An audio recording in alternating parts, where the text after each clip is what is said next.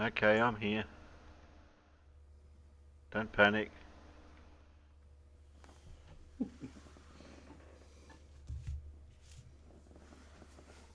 Jezza said I've been chatting with Lindsay. Seems like he was charging $500 just as a test to see if people cared about the truth. Yeah, right.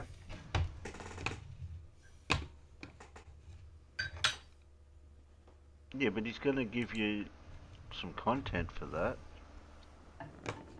He's going to release videos that he hasn't released yet. Or something.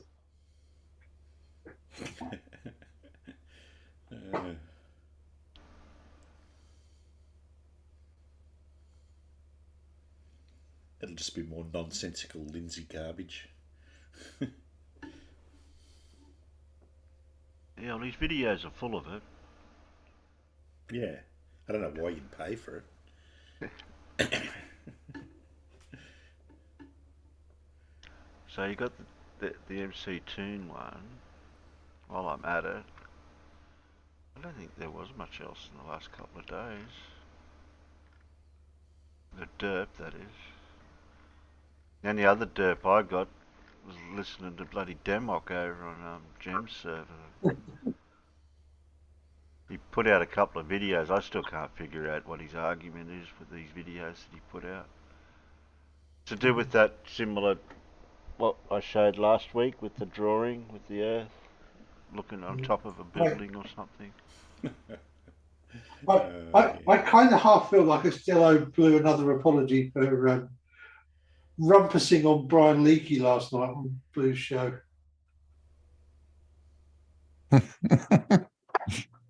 Well, we got a bit of. That was Sorry, Blue. that was quite a rambling conversation that went on.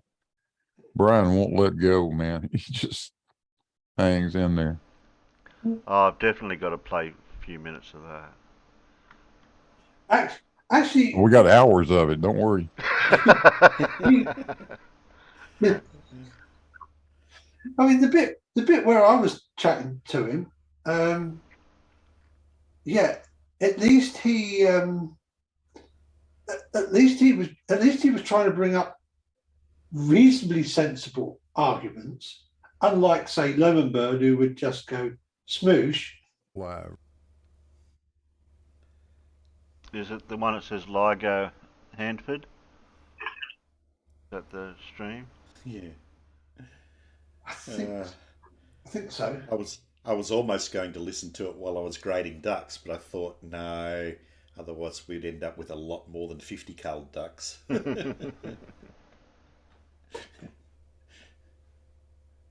We'll cherry pick a little bit out of Blue's video. I don't know where he is. In there, I'd have to breeze through it to see if I can find it.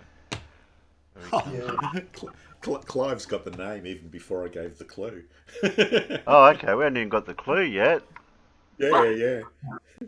I better give the clue for the other people. Yeah. The other peanuts. Yeah. Yeah. Yeah, I needed you the other day, Alan, to do with some explanation for something to do with radar or something. Yeah. They were talking about it over on one of the Discords, and I thought, I know the perfect person that'd help out with this conversation. Thank you very much, Clive Wells, for saying you thought that my explanation of radar was very interesting. So for those who haven't answered yet for the clue, this self-funded scientist invented the vacuum pump and pioneered the concept of the absolute vacuum of space. He also measured the weight of air. He is O something W something G. V. Oh, V, sorry. Otto Van... No, something. not Van. Von. He's a Von, not a Van. Oh, he's a Von. He's a Von, yeah. Yeah. Had I not seen somebody's answer, I would have still gone with the one in there. But I probably would have gone with Otto von somebody. Yeah. No, it Not starts many with a names G, start not with an O, S, Alan. right? Yeah. Sorry? It starts with a Not G, many not names an start S. with an O.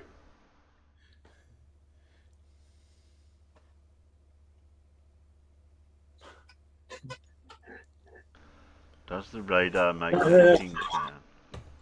Yeah. No, radar makes a brrr sound when it gets swung over your TV aerial.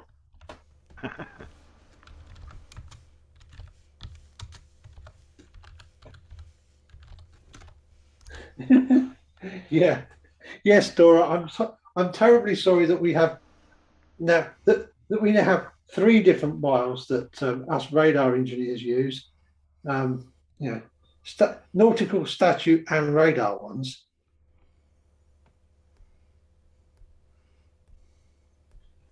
Well, you know, and a nautical mile has exactly 1,852 meters in it.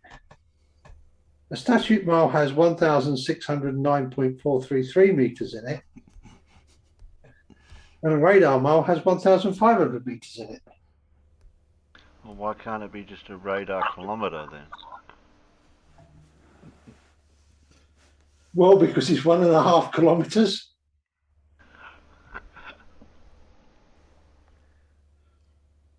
It's because the speed of light is 3 times 10 to the 8 meters per second. In order for the radar signal to go 1.5 kilometers and come back again, it takes 10 microseconds. Oh, okay. And it's a hell of a lot easier setting a radar up using 10 microseconds than it is setting it up using 12.84, which is what I believe it is for nautical miles. What about sky miles? Sky miles. I have no idea what sky miles are. Who says that one? Pete, is it Pete Shea? No. I've got the accent in my head, but I can't think of who it is.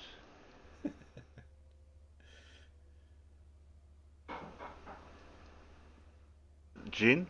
No, it's not gin. No. Yeah. Yeah, Flo. It's just a convention to make actually to make calibration easier. Because say it's a hell of a lot easier to set up 10 microseconds on an oscilloscope than it is 12.8, whatever it is. Oh, Brian's logic. Yeah.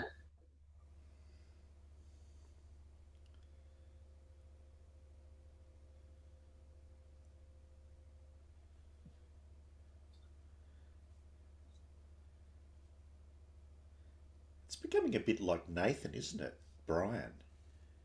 Yeah. we need less, but we need less, Nathan, because I then don't have to keep worrying about people thinking that my son-in-law is insane.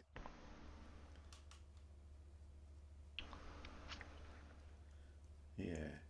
How could Rosie go and marry somebody called Nathan?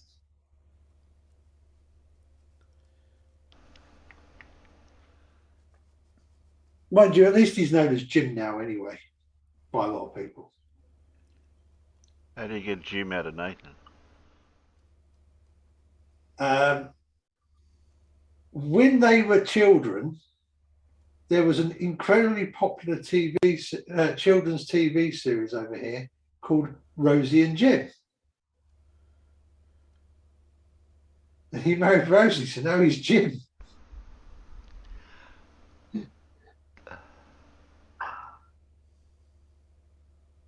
What's that one, Stevie? Might play what? I apologise for keep leaning in and disappearing out of the camera, but to read the side chat, I need to get closer to the screen.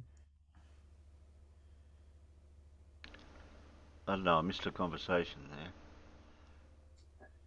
only a few minutes long, can watch when the nutter is on something. I don't know what they're talking about. I think they're planning on watching something else.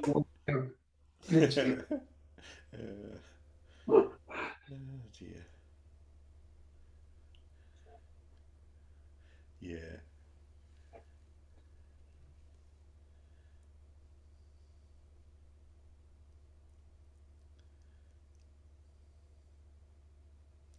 We've got a nice hard quiz for tonight.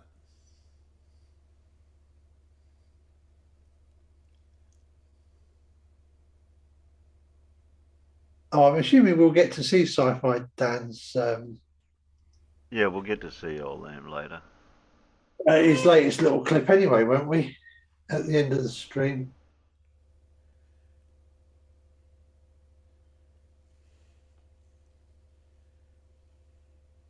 All these videos that Lindsay's been dropping lately, we've fallen behind.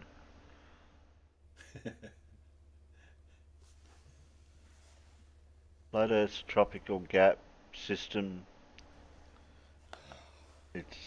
He's got a real bee in his bonnet about that. Something is creation itself or something.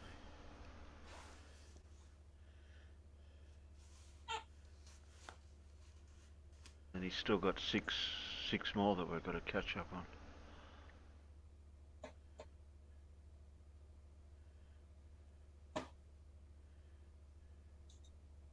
And he's got 3 videos on the Flat Earth's tropical gap. So that'll have to be it. Did you watch the last one or did you watch the first one? They're all 2 are 27:13s and 1's 17:47.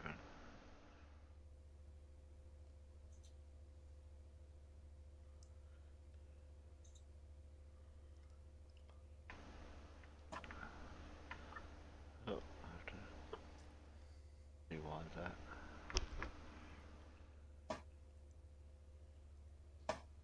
Jesus, I used to be not able to stand Lindsay, now I'm his biggest fan.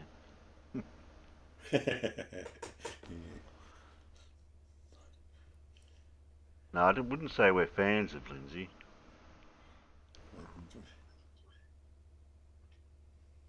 If you ever want to determine whether you're insane or not, watch Lindsay. If you can't make sense of it, you're fine. As soon as it starts making sense, you've gone insane. That's it. Yeah. Or if you understand it. Yeah.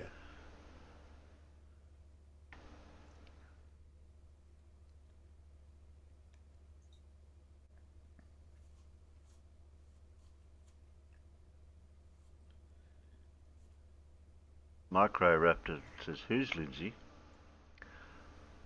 Well, you're just about to find out, Micro.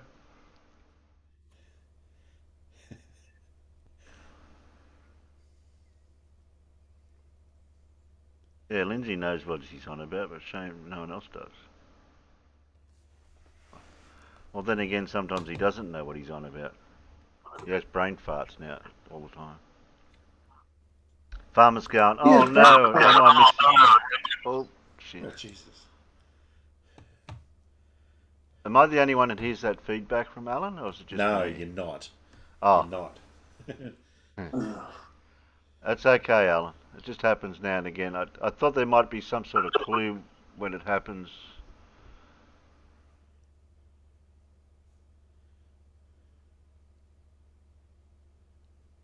What I was saying, Farmer said, oh, where'd he go? Oh no, am I missing Lindsay? Bugger. I'm gonna have to play two. I'm gonna play 2 lots of Lindsays next time Farmers is on. Don't tell him.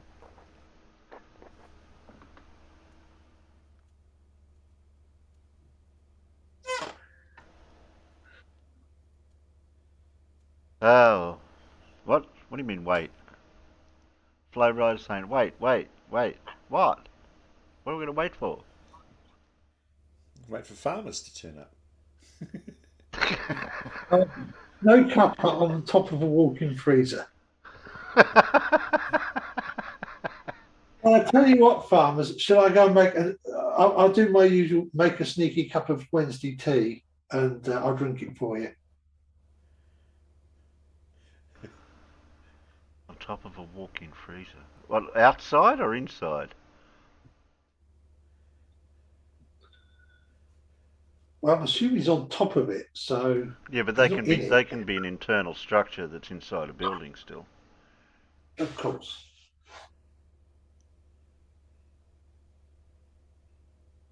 Well, didn't you bring your thermos with you?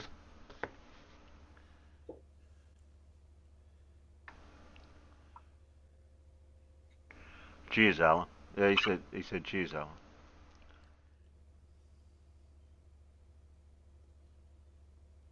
What? Oh, I asked to wait for me to process Lindsay's spirals. They are too much. Oh, he's inside, yeah, watching duct work being tested.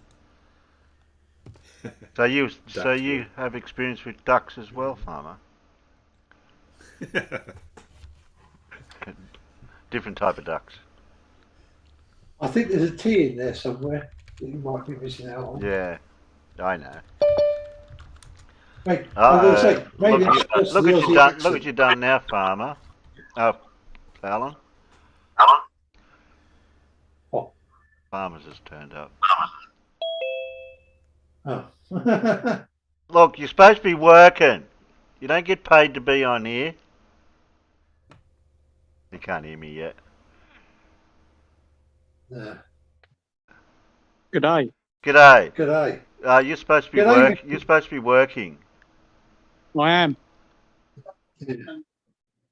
I'm watching two chaps test the ductwork I'm going to say, as I'm stood on top of a walk-in freezer. I'm going to say, g'day, Mr.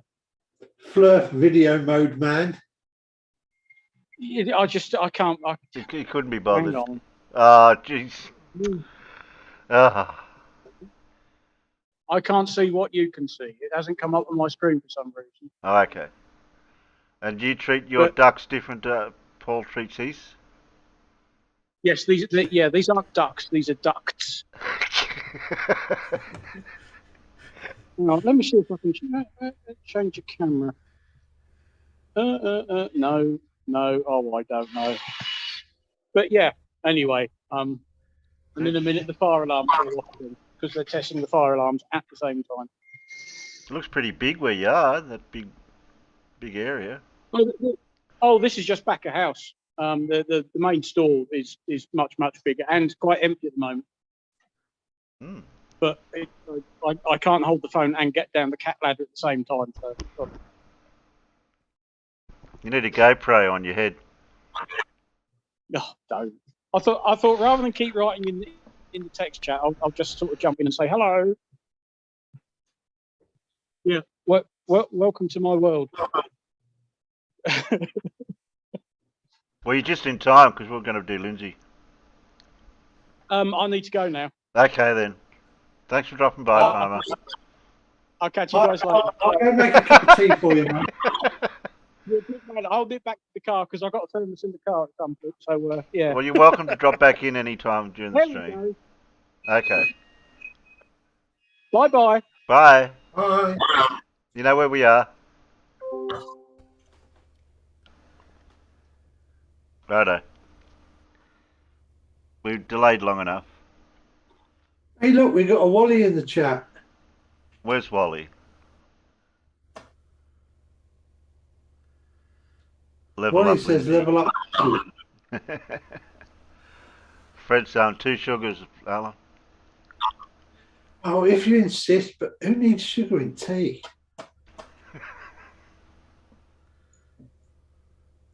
Press play. Press play. Welcome to Flat Earth Philosophy.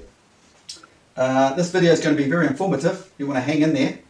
Might start off slow, but it's going to have to go into like 2 or 3 videos because I've got so much information. It's been floating around my head, keeping me awake for the last week or so. I've got to unload it. It concerns everything. We're talking physics here. We're dealing with physicists. We're talking about biology, creation itself, the Earth model, how it's all connected with consciousness. Everything comes back to consciousness. This guy here, Roger Penrose, he's a physicist. He's been through the cycle. They figured everything out and they're right back to consciousness because everything is of consciousness. Earth doesn't exist without the human mind. Everything. So I'm going to be talking about, like I say, everything. Physics, biology, creation, flat Earth, how it all works. Tie it all together with in association with some esoteric information. It's all written in there, out there in the philosophical stories that no average person can understand. So what we'll do is we'll go through what's on my phone first. I'll break all the information down, and then we'll go over what's on the board, and then we'll go over all the notes I've taken. And by the end of the session, 2 or 3 videos, you're going to get a good grasp of our reality. Afterwards, you cannot deny the flat Earth model and how it works. It's mind-blowing. So let's keep going. Let's start with the phone. Just taking screenshots of all this information, so I'll break it all down.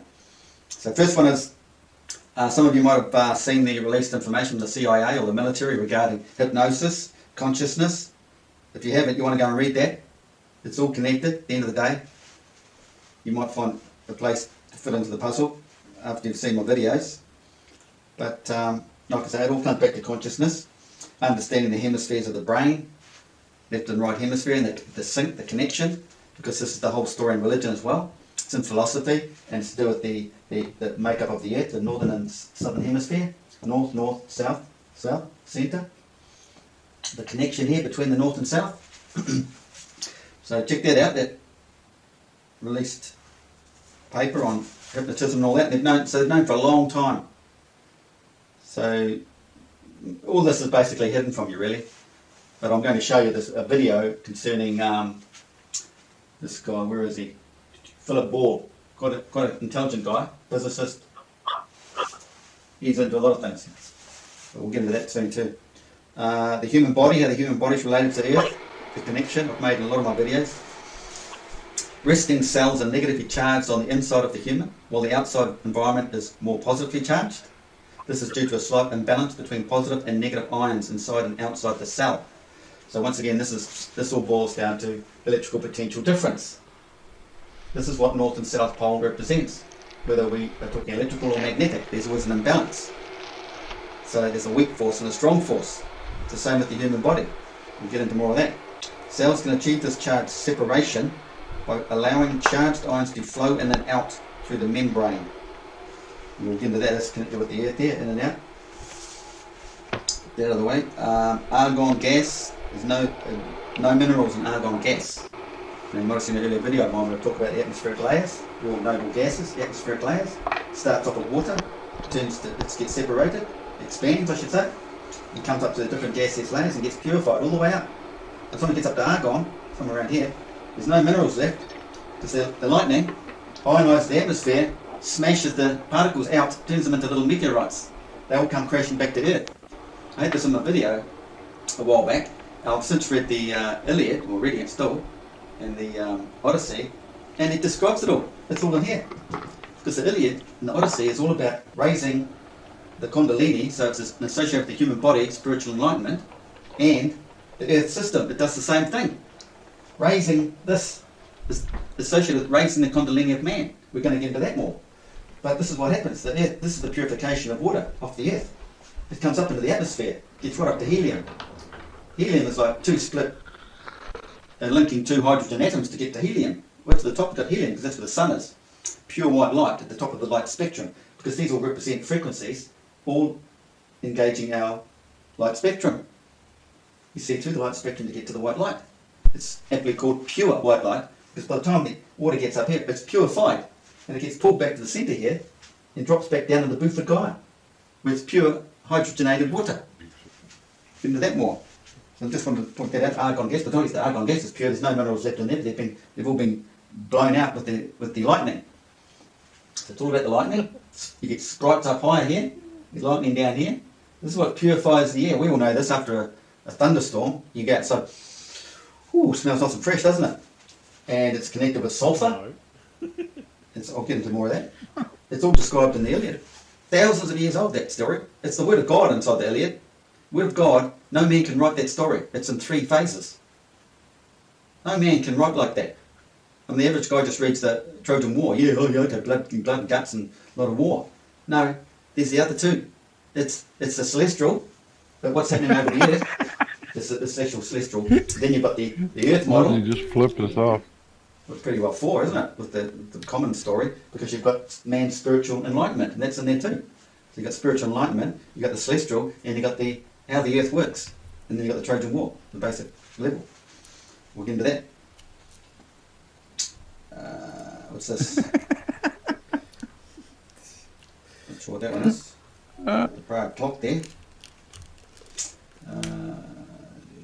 Irish Northern family comedy today. We've got, oh, that was when I was looking into coat of arms and all that sort of thing. So we'll skip all that. Coat of arms, etymology, coat of arms. So coat. Yeah, we'll leave all that out for now. Coat of arms. He's Coat lost. of arms. Well, I didn't know I had all this here. Right, we've got the purification here. The lotus flower also represents connection. She added, go back here, we've got it. What it means in spirituality and religion. We're talking about the lotus flower here. See, the lotus flower is mentioned by the Egyptians, and it's it's connected with the centre of the earth here, sort of because you've got this vortex and you've got a lotus flower type thing going on.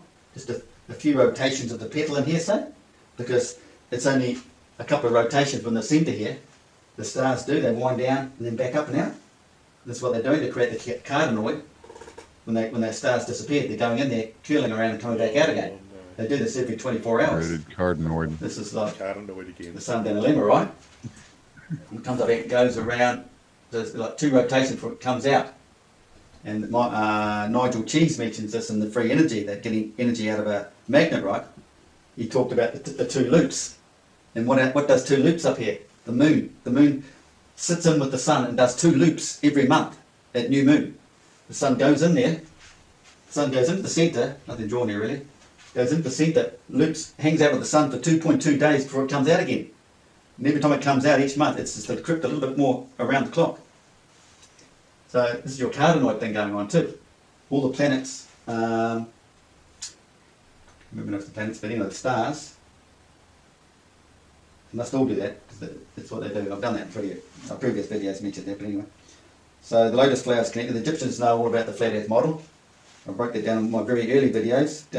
Dropped a lot of them because people weren't interested in that. They just want straight flat out information, flat earth information. Yeah, TT, it is at 1.5. The mantra, the Hindu mantra, about raising the Kundalini, we'll get into that too.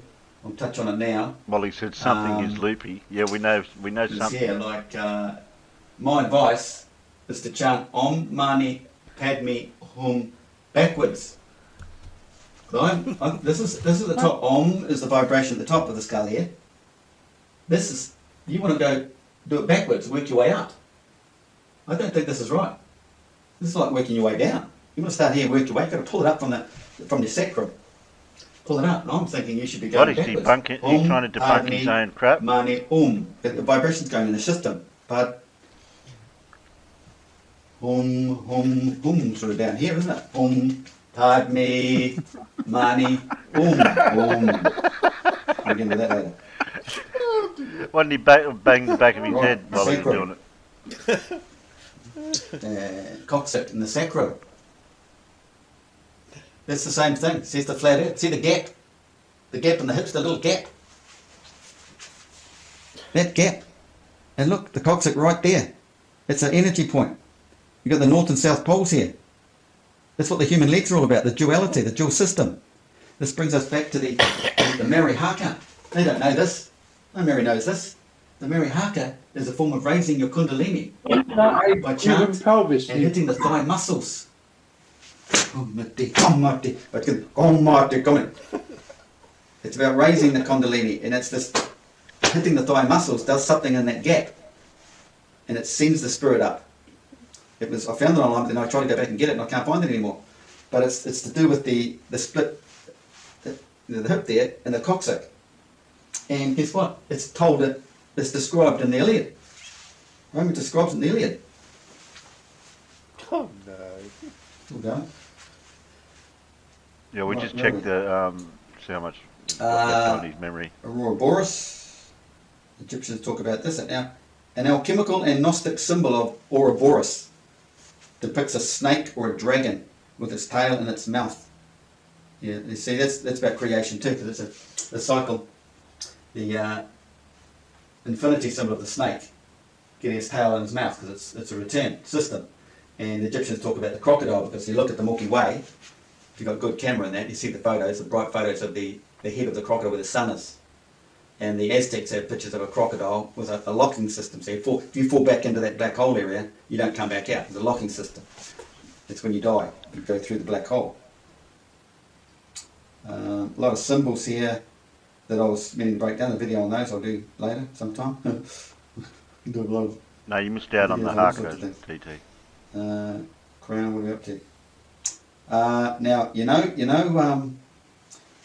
the Freemasons run the science community, right? And you can't deny it when these scientists discover something, and they have to go and name it after some Greek word, right, or Latin, whatever. And then you go read the Iliad and find, oh, there's the word in there. The word's been there for hundreds, if not thousands of years.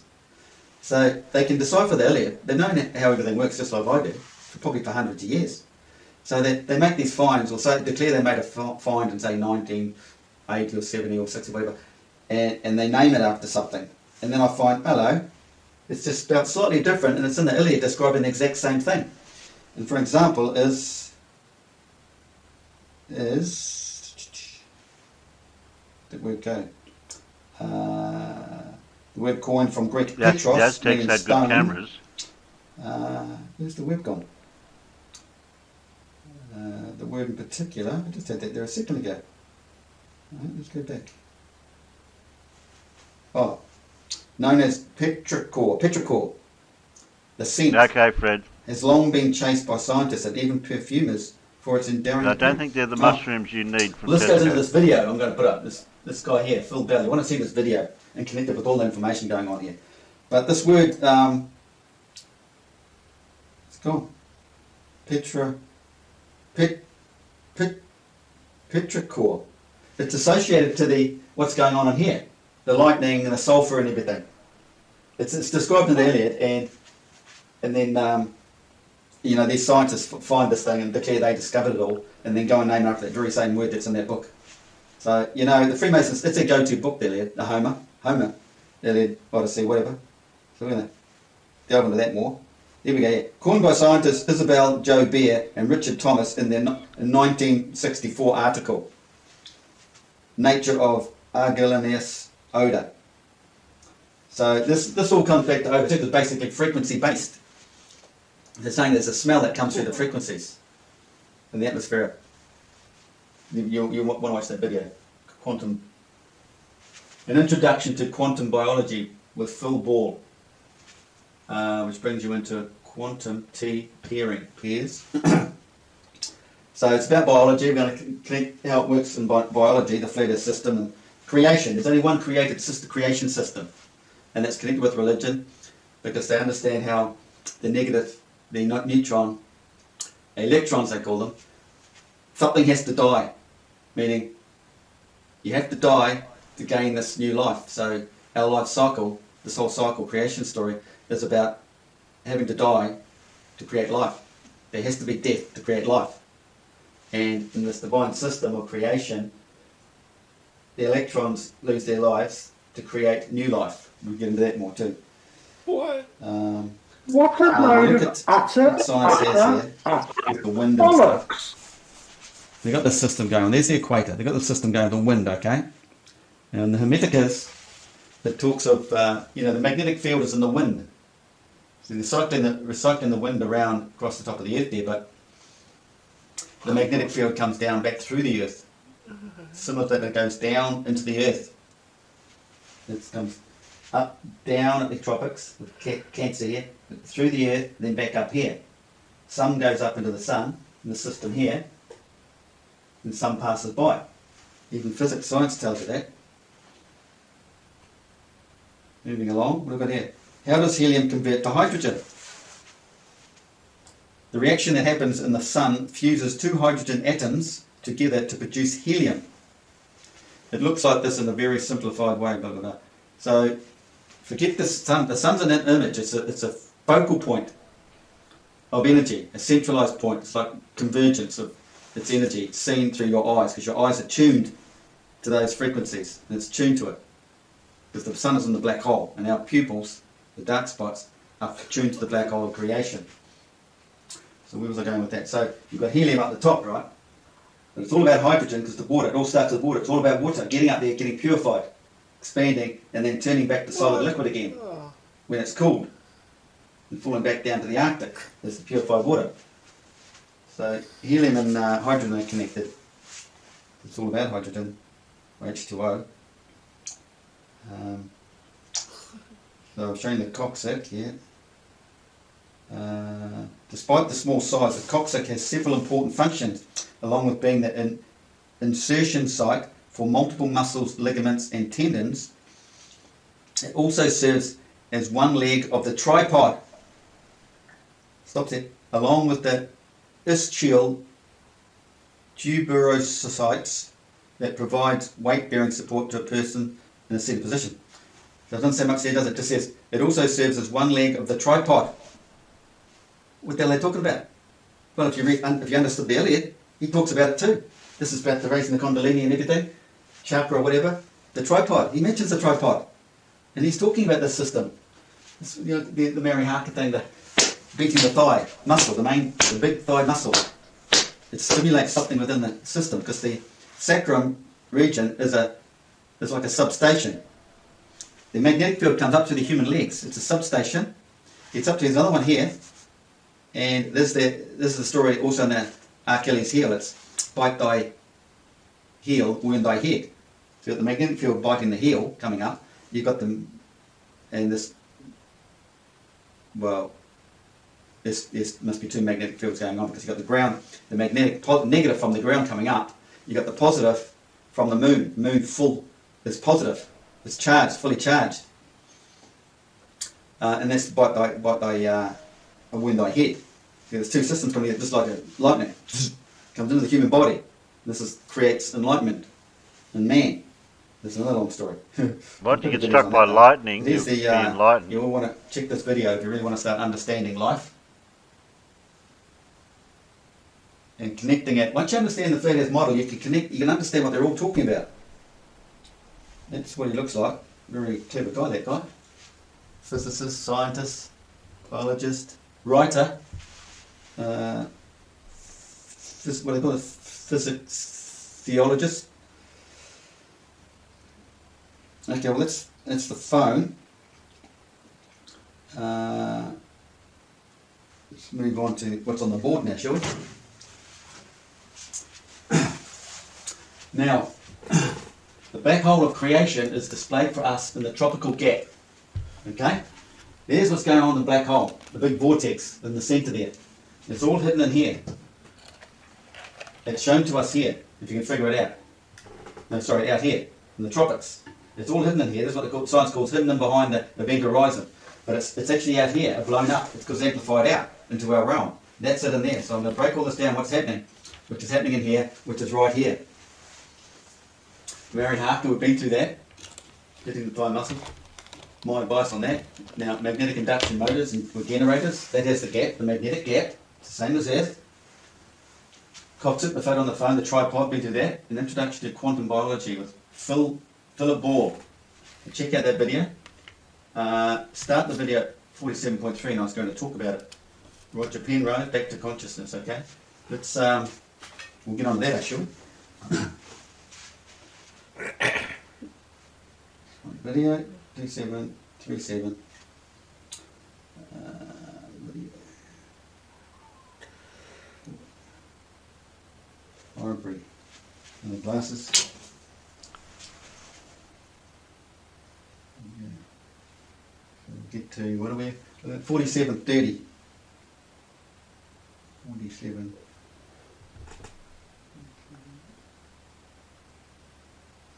Dirty. Oh, back a bit. Yeah, come on. Forest of pigment molecules around it until it reaches the so-called photosynthetic reaction center, and there it causes an electron to be spat out and sent down a relay of molecules where eventually it's used to split water and produce the energy storing molecules of the cell. And the standard view was that this energy bundled into wave-like packets called excitons that are spread out over several pigment molecules, that this hops at random between the pigment molecules until it finds its way to the photosynthetic reaction center. As you can imagine, finding this path by random hopping is pretty inefficient. And it's... So you want to check that video out, because he's describing what's going on in here. What's happening is that if you're talking their electrons, they come out of here, come down here, and go over here, and come up here, and come down here. Now, this is the weak force. The ones that make it all the way over to here have burnt out some energy, become a weaker force. They've travelled further. Burnt out. They come in and meet vertically here at the Tropic of Cancer. These ones just come up and gone straight down here. So they're stronger, they've got more energy, stronger force. So this is that energy centre that he's talking about in the video. So bear that in mind, because they come up here and they come down here, and some get stripped off in here with this uprising here from the earth. Okay, because you get this thing going on up here. And this is the connection between male and female, because in the Iliad, this system, this mentioned, these are females.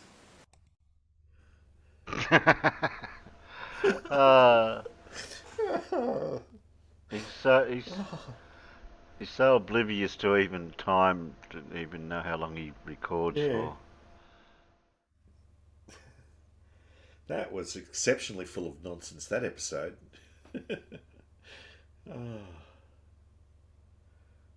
Well, it's got part 2, 3 to go yet, Paul. Oh, jeez. Can't wait to watch it. Yeah, no more time. two at 27, and I think one's a little bit shorter.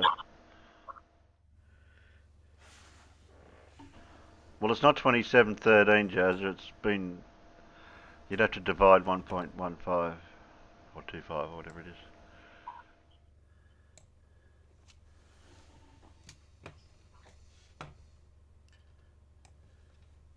You just have to wait till the next show to find out the rest of that.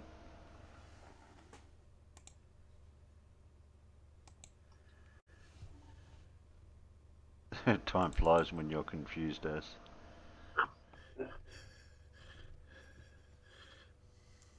That was exceptionally confusing. He thinks he knows. He thinks he knew what that bloke was saying, without even having to do any of the studying. Yeah.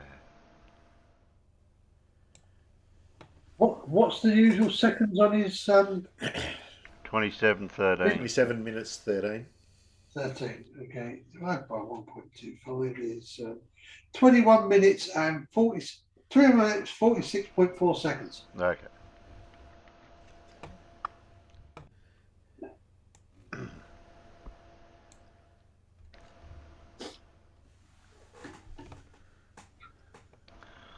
Farmers is finding out all sorts of faults in this installation that he's looking at.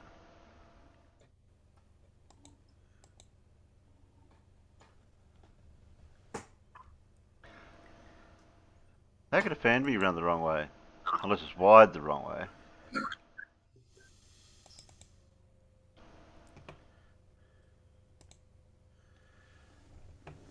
Don't know what kind of fan it is. Or it's a ducting fan to draw, see the draws or whatever. Yeah. One of his only fans. Well, you got a fan now, Farmer. Farmers has fans. How did he get fans? You had to climb on top.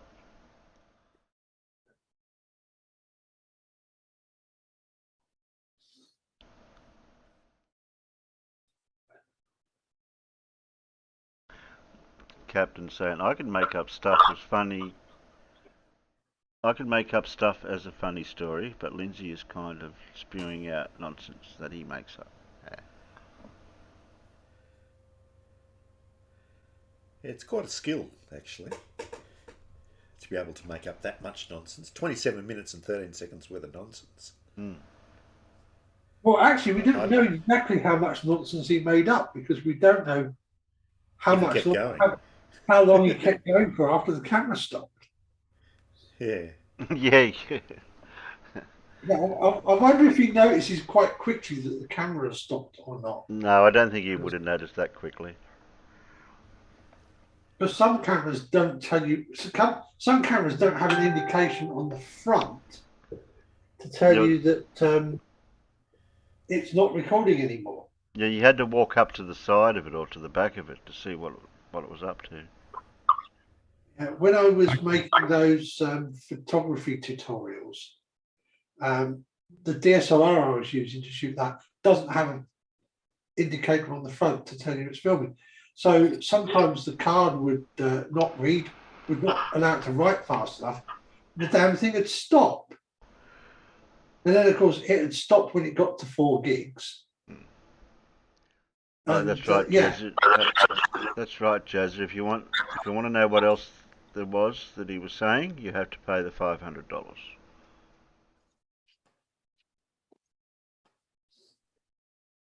Yeah, I can flip the screen around on my DSLR and see what it's videoing while I'm standing in front of the lens. It'll let you know then. Oh, yeah. The problem with my one is it's a 2010 model. Yeah. It doesn't have a movable screen yet.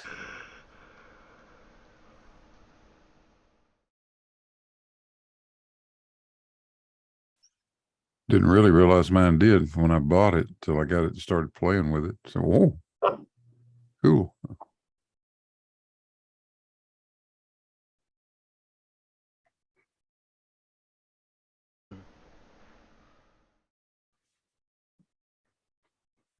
Very handy. It is. And not just for video. It can be very handy for photography where you want to get the camera really low or whatever. And you don't have to lay flat on the floor on the wet grass to look through the viewfinder. Yeah. Or even see the screen on the back.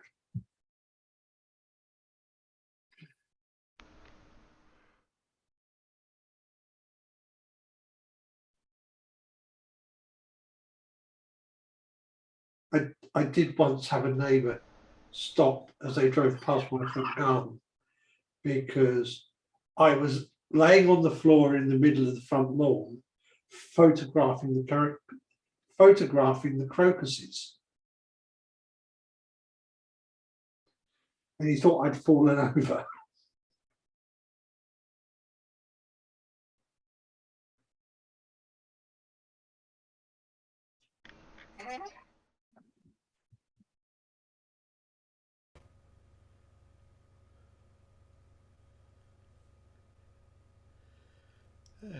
So has Terry got more depth for us, or? Yeah, I was just waiting for Alan to Yeah. tell us his story. Done. A little bit of MC tune. I was recommended to play just a little bit at the start. Then we'll probably just jump somewhere else in it for a few minutes. And then I've got a little bit of blues too. We might see if we can find any derp there.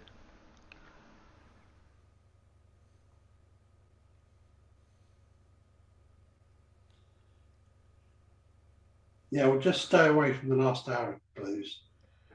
The last hour? Why is that? Oh, some idiot was doing some idiot was on there doing a rumpus. Oh, was they? Do we Yeah. know who they were?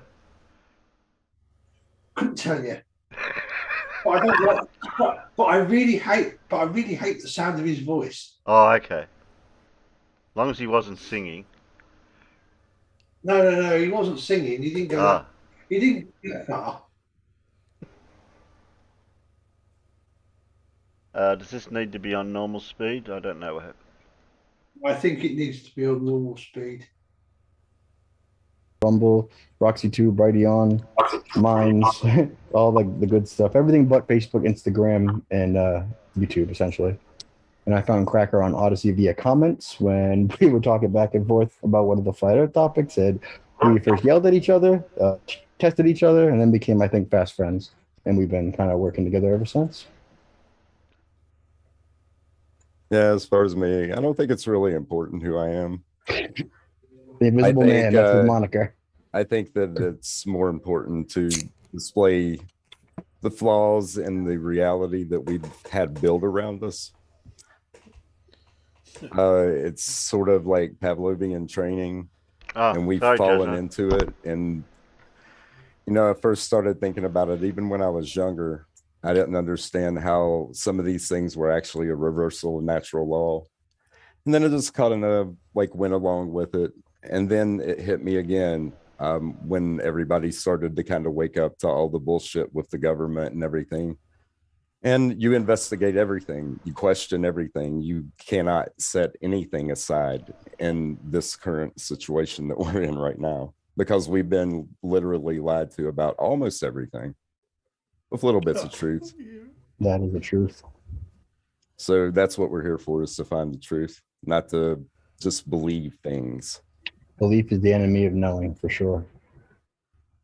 Well, good. So you have some non-beliefs about the shape of the Earth.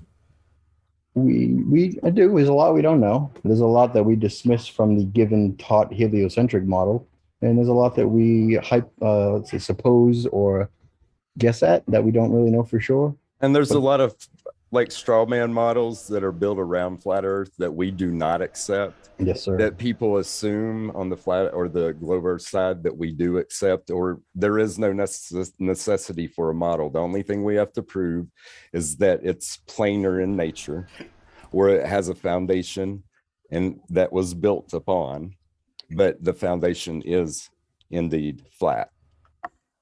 100%. And that's the only evidence that we need. Show us how we're wrong, McToon. I'd love to see the non-belief based evidence of that. So you said that you wanted to be able to share your screen. Sure. And let me hold on a second. I think I need to adjust the settings in Zoom. It defaults to more secure, which means you cannot by default share screen. All right, there you go. Would you like me to share and get going, or you want to take us off on a topic? Yeah, at your discretion, go ahead with your stuff here. Oh, you good to go? Everyone see what I'm looking at? Yep. Whoops.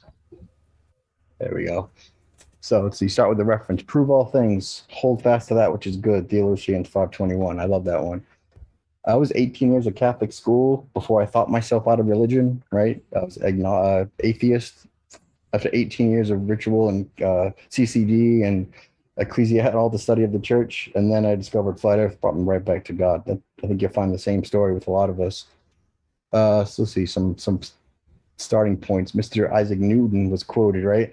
Sometimes I speak of gravity as essential and inherent to matter. Pray do not ascribe that notion to me, for the cause of gravity is what I do not pretend to know, and therefore would take more time to consider of it. Love that one. It's also a little poignant when he's the foundation of the gravity field science examples and, I guess, thesis that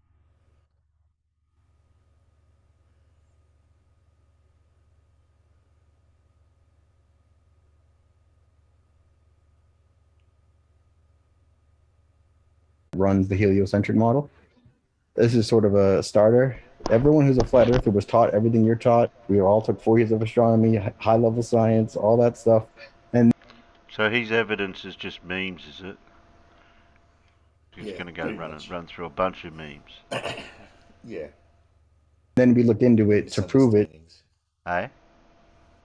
And misunderstandings. Yeah. And then that's why we discovered that all that's wrong. This right here is us to be provable. We can prove this, measure it, sense it, observe it.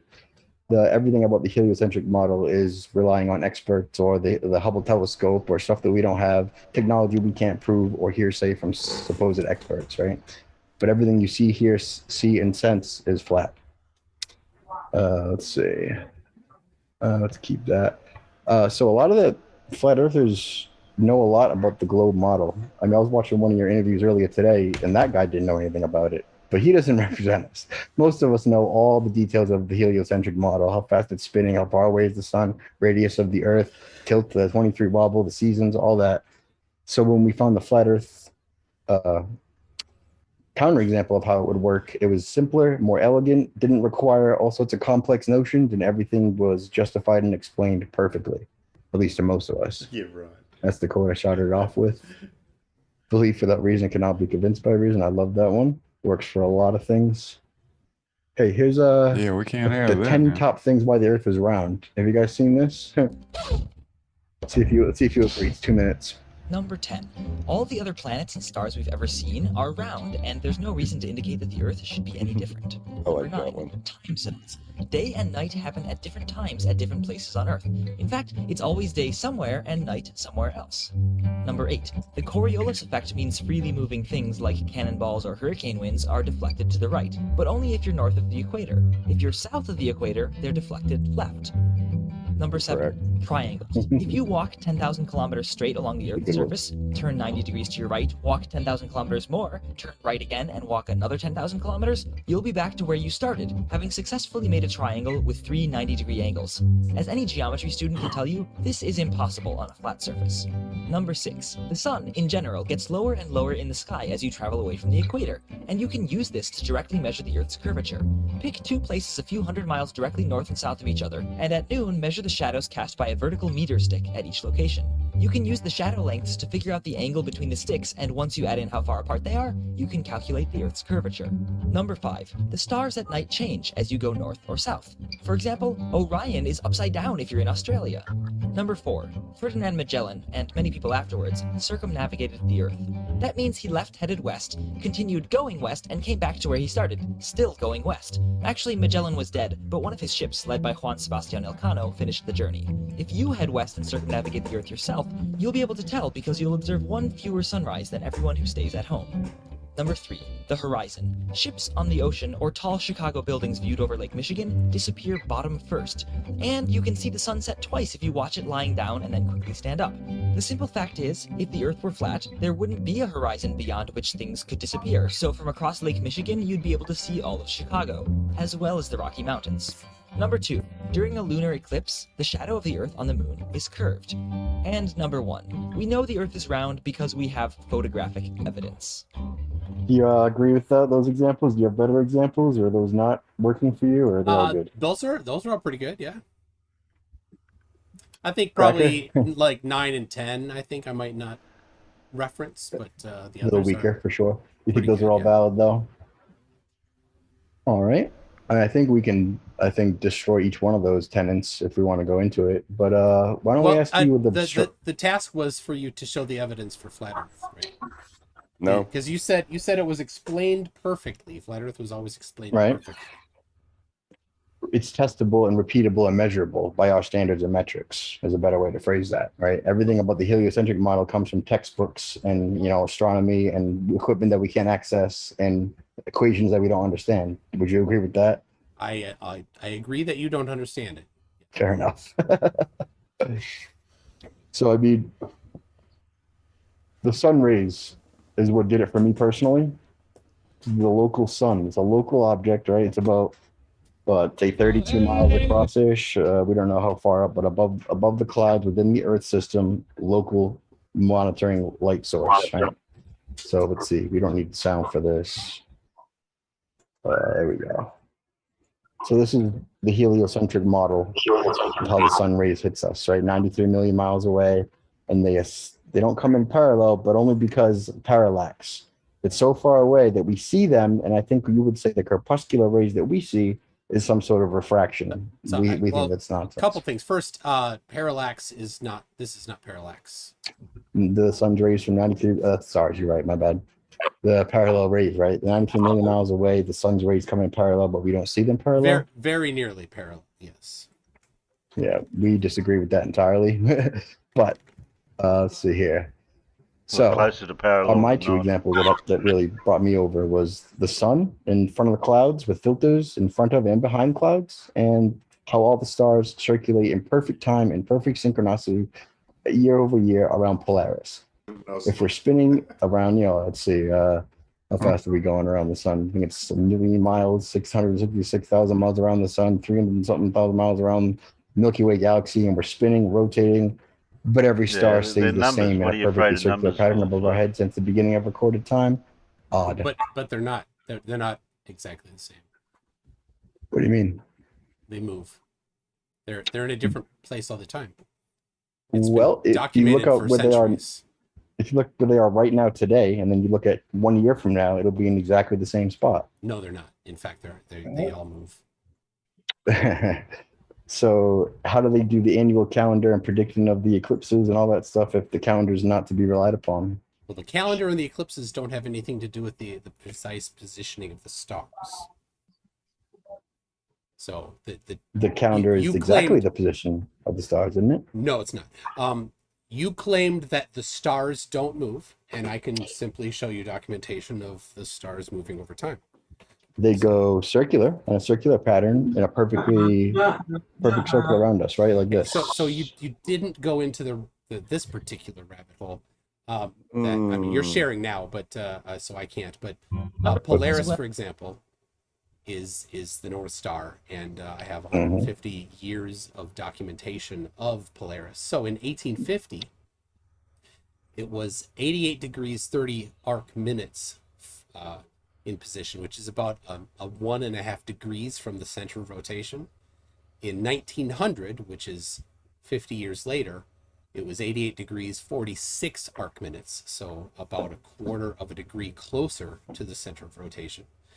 In 2017, it was at 89 degrees 20.3 arc minutes, which is less than a degree. It's about 2/3 of a degree from the center of rotation. So the documentation of the movement of the stars is not difficult to find. It's in the nautical almanacs because their positions are quite important. What was your earliest date there that you tracked the position of Polaris? 1850 for this particular documentation that I have. It's at mctoon.net/Polaris.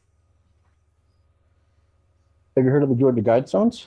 Georgia Guidestones are about 3 or 4 degrees wide, and they've only been there for 30, 40, 50 years, something like that. Since the 80s, I think. Yeah, right? So the margin of error of the Georgia Guidestones are somewhere in the range of 4 degrees. The measurements that I gave you are better than 1 arc second of margin of error. An arc second is 1/3600. It seems that all of this would be irrelevant because you have to prove Coriolis effect. That has nothing to do with this topic. Absolutely, it does. You have to prove axial rotation in order to assume that the stars are in place all the time. It's a totally different topic. But there's a hole in the Georgia Guidestone, a little hole right in the middle. Yeah, like I said, it's like that sees Polaris 4 degrees wide. And we think that, so you're of the belief that our North Star changes over the thousands of years? It's not a belief, it's documented. It's written in a textbook for sure. It is factually measured, yes. How would you prove that yourself outside of a textbook? Just curious. Over the past 100 years? Did you get in a time machine and go back to 1850 and measure it yourself? He had asked me a question. I'll answer it, then you can come back. You can measure the change. You can measure the change in the position of Polaris over a course of maybe 10 years.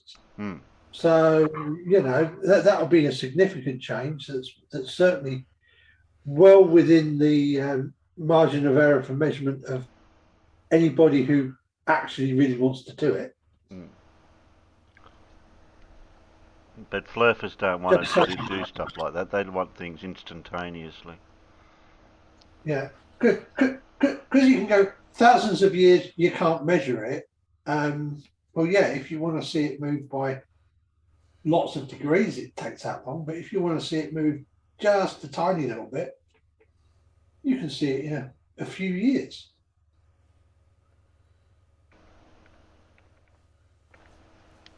So you're of the belief that our North Star changes over the thousands of years? It's not a belief, it's documented. It's written in a textbook for sure. It is factually measured, yes. How would you prove that yourself outside of a textbook? Just curious. I mean, you could go if you disagree with it. Did you get in a time machine and go back to 1850 and measure it yourself? He had asked me a question. I'll answer it, then you can come back up with that, Crackers. Yes, sir.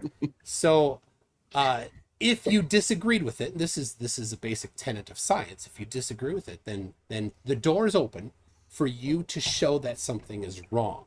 So if you think it's wrong, then definitely show that it's wrong.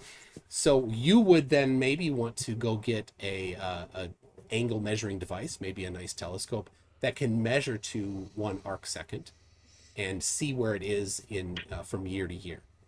So, but how would you verify that it was 2,000 years ago different than it is now? How would that ever be verified by one of our generation besides looking in the same textbook? Of course, you couldn't personally do it, and science doesn't expect that you can personally do everything. You look at the documentation, you evaluate the evidence, you look to see that many different sources over time have confirmed the same information. I mean, to us, if we can't prove it ourselves, we kind of put it in the maybe category. And if they tell us that 2,000 years ago Polaris wasn't where it is now, cool story, I don't know. bro. I keep bringing up 2,000 years ago. I only cited 150 years ago. I'm just because I know that the story of Polaris is that it shifts over a great period of time, but our human existence is short, not too short to notice it, essentially, right? So the change we wouldn't notice in our lifetime. Definitely not too short to notice. You could definitely get a measuring device that's accurate to 1 arc second. We call them theodolites, and then you could measure the position of Polaris yourself. You could do it yourself if you thought it was wrong. Then I'm not saying it's wrong. It's never changed. Absolutely, you go crazy and show that all of these people whose careers sit on the positioning of the stars being accurate, and they know it. Oh, they maybe deal that's with part it. of the problem. They work with it. That is their field of study, and they sit on and. But absolutely, it would be fantastic if you thought it was wrong to show that it's wrong. But just saying, "Nuh-uh." Right. I'm not saying it's wrong. I'm saying where it is now is where it's always been, and no one can prove otherwise. That's what I'm saying. You can't measure it in your lifetime an arc second. It doesn't vary. It's been there. Yes, it will you never can. move. All you're just saying, nuh-uh. That's all you have is nuh-uh. So, no, I'm saying it's not measurably variable from anyone that we've ever. It's just your claim, but people do it. Fair enough. You don't. You've never done it. So you're speaking from a position of ignorance. You've never done it, and your only offer is nuh-uh. That's all you have. We're speaking from our own perspective, which is all we can ever do. Yeah, and if someone else claims you didn't measure it, so you cannot speak from a position of knowing it. You can only make a blind faith-based claim that Polaris has never moved. I can say you it's don't in have the same spot. No. You'd only have a belief that Polaris has never moved. You don't have evidence that Polaris has never moved. You've not measured it yourself. So by your own standard that you started with, you cannot say that Polaris hasn't moved. It's only a faith claim that you're making. I've measured it, 10 years ago today, and it hasn't changed at all. If I measured it to better than in 1 arc second. It never fluctuates. These man. are I've irrelevant. Measured it and remeasured it, and this is irrelevant. It's his topic. It's his topic. I did not bring up this topic. Shane brought up this topic. I've never heard anyone say that it's moved. The blind faith claim that Polaris never moves, in contradiction to the actual centuries of measurements of the position of Polaris. So fair enough. The burden of evidence is on you to show that these are wrong. And if you measured it 10 years ago, I'd love to see the measurements that you made better than 1 arc second accuracy. I'd love to see that. Is there any deviation for 1 arc second from one measurement to another? How does this prove that the Earth is a globe? It doesn't. We're on a different topic, I think. I've never heard anyone say that Polaris has moved. Have you, man? No. I've never heard that. You've so been we'll in move an on echo from that chamber one. for too long. Maybe venture outside the echo chamber a little bit. Listen, we learned the same thing that you did in school. We grew up believing it. I strongly disagree. And you know what? That's fine. I want you to give me an example of any flat earther that's ever came back to the globe. No one has, but he wouldn't know that, man. Speak truth. Oh, Ranty. Jose who got J.G. paid to come back. Gonzalez. Yeah. Wait. You claimed that. Hold on. Wait, Cracker. Hold on. You do not. You must not, because your own. Well, maybe you disagree with Shane, but I was figuring that you do. Are Shane you whining said because you're losing people? Shane said that you don't make faith-based or belief-based positions. So if Ranty was paid, like then those things please that don't provide have experimental evidence, like gravity. Please provide the evidence, like Coriolis effect. Hold on. We stick to the same topic unless you're scared of it. I could understand, but you claimed very specifically that Ranty was paid. Calm down, man. So you said that Ranty was paid. So now that is a faith claim at this point. Do you have the evidence that Ranty was paid? other people are relevant, That right? is We're good. irrelevant to whether you're You trying to made prove whether we the live on a claim. spinning ball in a space You may, vacuum. I get that These you are want to your deflect off of claims. this topic because you know Okay, you don't no, have any evidence stop. supporting that Mr. claim. McToon is right on this You- one, man. We did say that, and he's right. We didn't know those people. They made a comeback. We don't know that. Fine. Cracker, if you don't have evidence for something, I mean, unless you disagree with Shane, please be aware that I'm going to hold you to that. Flat Earth, or is Flat Earth lost more people? I'm going to hold you to that standard of evidence. If you make a faith claim, This I'm going is to call you out irrelevant on to it. whether the world is a globe or not. You This made is the claim. completely I was at. Let's I back don't up. give a shit Let's back about up. the claim. I was asked. Calm down, man. Who? Hey, I was asked who. Whether Randy was paid or not does not prove whether we live on a globe. But why was I Moving asked? on. Why was no? Moving on. Why was Moving I on. asked if there were any flat earthers that ever left flat Earth? How Why about was that doing asked to something me? productive? That like was prove gravity asked and to show me me. experimental evidence. We claim that. You are right, sir. All right. Thank you. All right, Cracker, you need to kind of think about what you're doing here. Shane is on point here. I mean, okay. We're not confrontational here. Let's take the emotion out of it, bud. Irrelevant. True. Fine. Okay, drop it. Okay, I'm sorry. Well, no, baby, I that's might cool. be wrong. Cracker, I love you, man. Do you like to hear that? I've never heard that before. Okay, so- this doesn't prove that the Earth is a globe or flat. I was Moving just on. observing This is that the point. for me, the stars seeing and Lord. appearing to me in a circular pattern, and the sun appearing to be above and or behind and in front of clouds. That's personally what raised my alarm. That was my observation and jumping off point, I think. Right? Okay. Fair enough. Have you refuted the sun being in front of and behind clouds at the same time, or is that something that we made I've up? never or- seen it with a solar filter on. Okay. How about, let's see, where is it? This is a solar filter, is it not? That's not a solar filter. That's a digital filter. What is the sun? That's a negative filter. That's However. not a solar filter. A solar filter is Correct. a piece of plastic that goes in front of the lens. So that's a To be digital able to look filter at the sun. done in Photoshop or a video editing software. So that would mean, let's see, where's that one? I want to see I've never seen a solar filter, right? So this is like when you look at the sun directly like this, you wouldn't be able to do this That's without not a solar filter. Yeah, or you're no? just seeing glare. Yeah, all right. Fair. Anyway, for this one, do you think That's that not a this solar is? filter. No, it's Just not. because it It's says just solar filter on screen, you can tell It that it's not doesn't. a It solar doesn't say that. I made that up because I didn't know what a solar filter was, so that's my bad. You can make your own solar filter with welding Bella. glass, for example. What's it made out of? Hello. Welding glass is glass. I mean, the opacity to see what the. Never mind. Moving. Hey, Bella, I didn't know you were coming. That's Bella. Sorry about that. We've got Bella. Hi. How are you? One of our groups. So Put this. the link in chat, so I was like, might as well. Yeah, forgot. You I put the it- Zoom link in chat.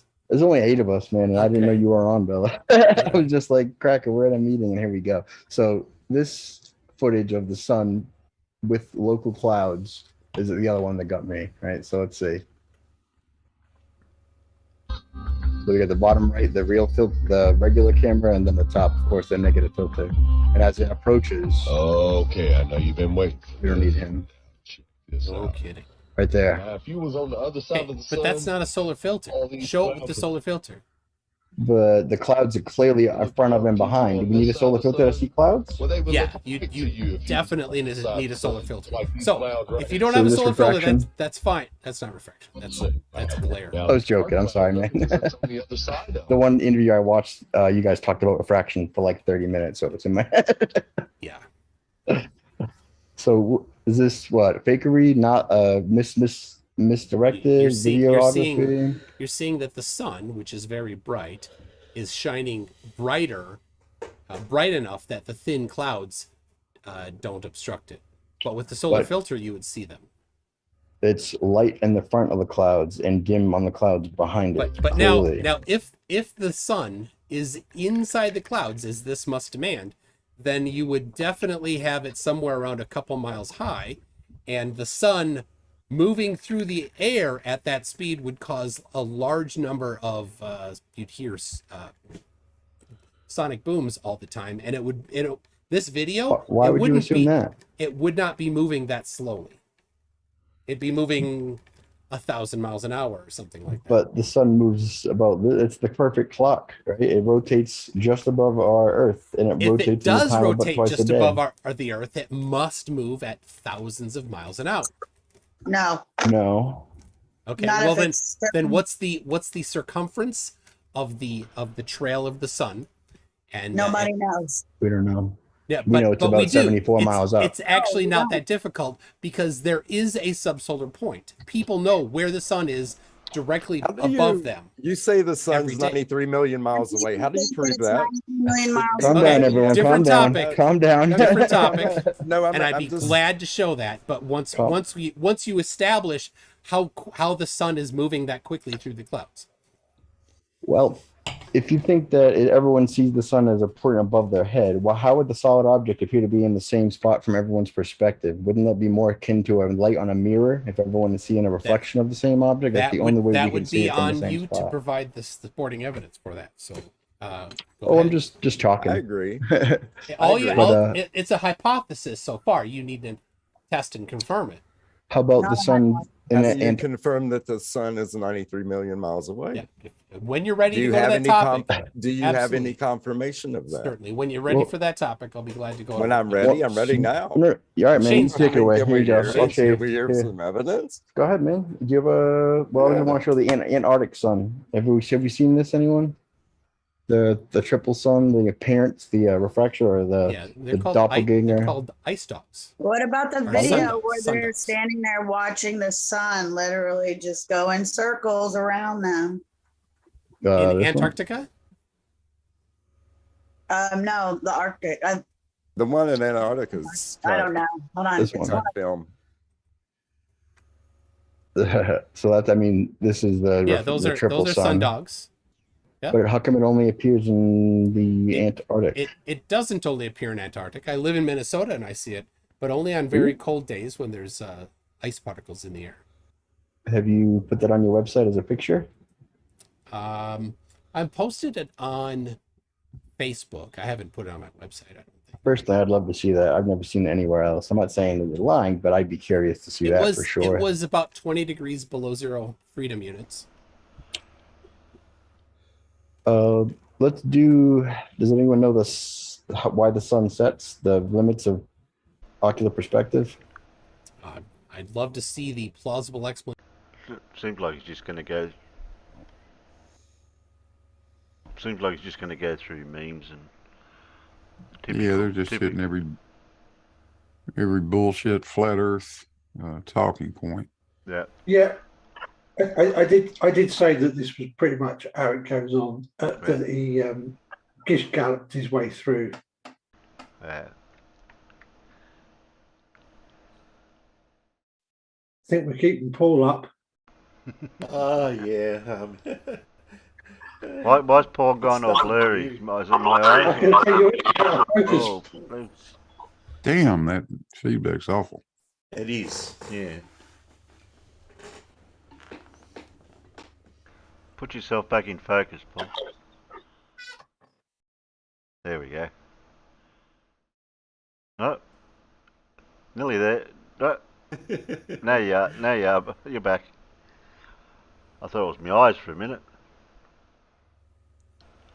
Oh, okay. We'll get rid of that.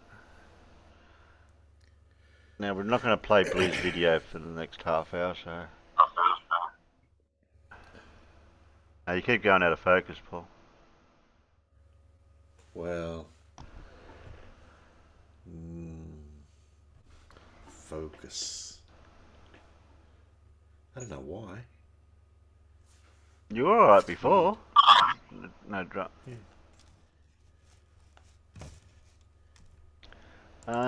Anyone got any ideas of where to pick Blue's video?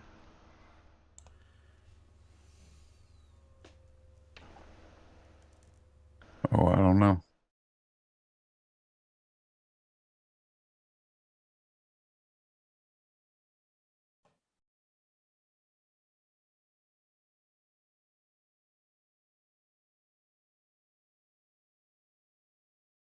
Who'd you say was in it, Brian? Yeah, you probably don't want to listen to the last maybe hour of it. Yeah, I know, unless I had a timestamp for section to play. Because yeah, Rumpusing Rumpusing Brian was not wasn't something you want to listen to again. Okay. Well, I don't know. Maybe you should ask that. Maybe you should ask the Peanuts. Yeah, well, I don't know whereabouts to. Oh. I know, Paul. That's annoying.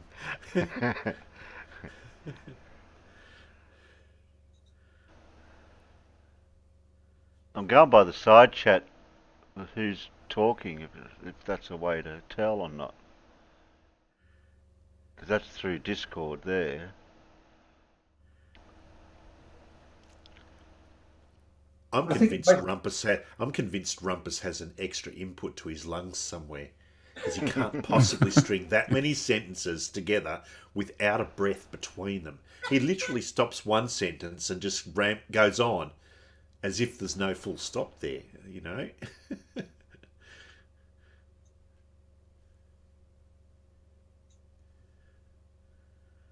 You'll just have to play some out to see what's happening. Yeah, okay. The second post you do, how much longer than 90 centimeters is that going to be to make it level at 60 centimeters above the ground? That's loud. If the ground is level. Does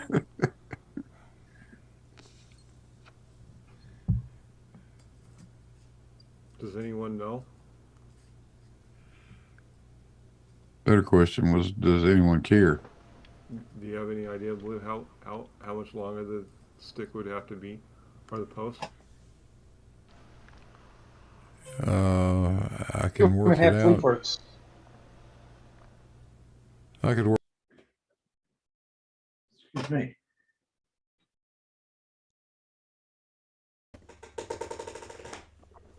Yeah. It's almost like a bunch of smart people made that system.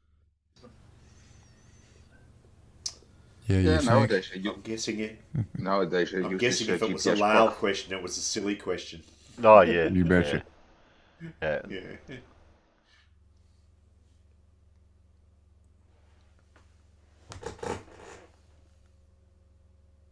They hit a target that would debunk the globe.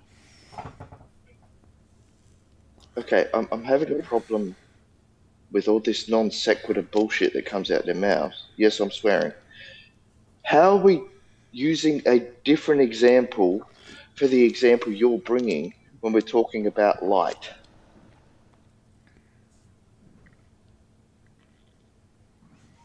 Well, we're not. Please explain.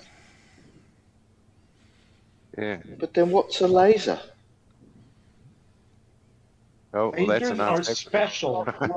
They're not. Yeah, that's special light. We're talking about laser, or we're talking about radar waves, which is a form of light, right? Oh, yeah. All right. Jeez, don't get into radar. You'll get Alan on a rant. A lot lower frequency, but yes, both electromagnetic waves. Yeah, I mean, do we want to talk gigahertz or terahertz? Oh, we want to talk picohertz, mate. Yeah, don't bring up radar. Picohertz. No, we don't. Google. No, if I don't know whereabouts to play, I don't know. Picohertz, way to go, Darren.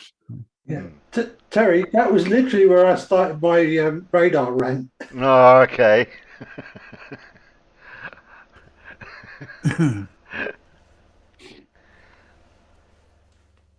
Oh. That's what I said. That's why I really had to apologise to Blue for doing a full-on rumpus. Mm. Oh, we'll leave that there.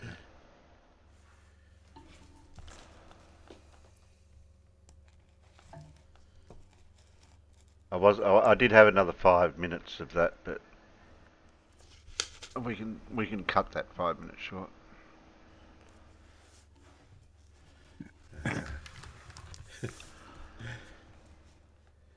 An extra 5 minutes, Paul can get sleep. Yeah.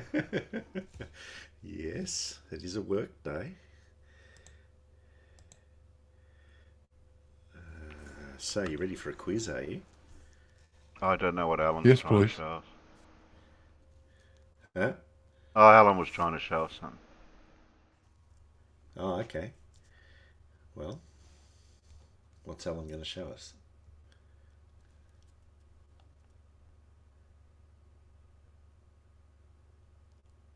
He's muted though. Don't tell him.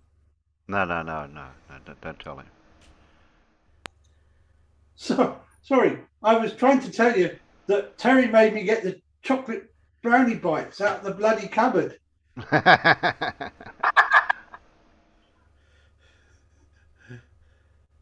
This sod, they're going to be gone. They're going to be gone in half an hour now. The whole bloody box.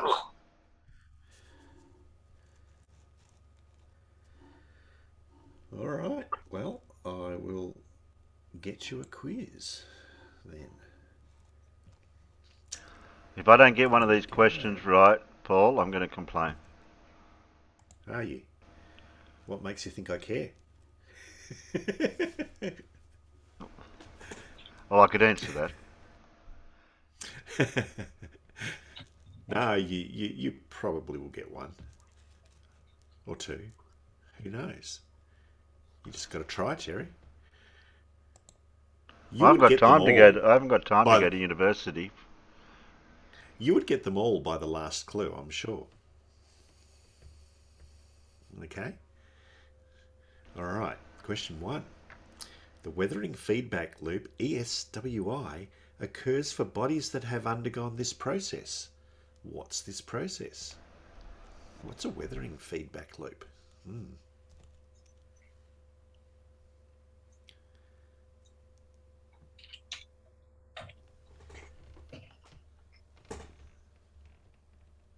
Not erosion, no. When estimating the characteristic time for this process, the greatest sources of uncertainty are the dissipation function and the K2 love number.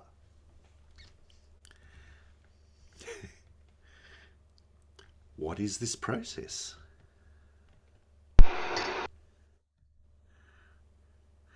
Not rocks. Okay.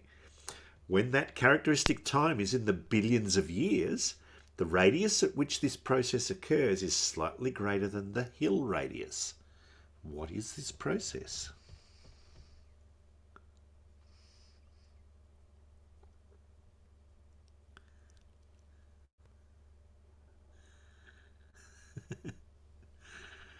Okay.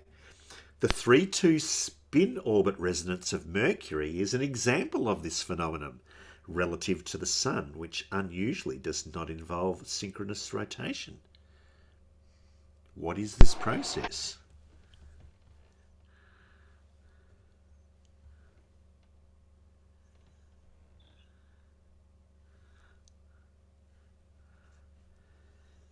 Not precession blue, no.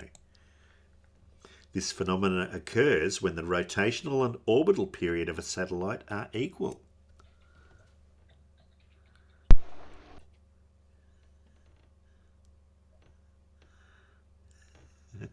And you've got it now. Alan's got it with tidal locking, but the first person to get out there was Jezza with tidal locking. And the last clue, I reckon you would have got it from this, Terry. Name this phenomenon which ensures that the same half of the moon is visible at all times. It is tidal locking. That's a diagram of the forces that enable it to happen.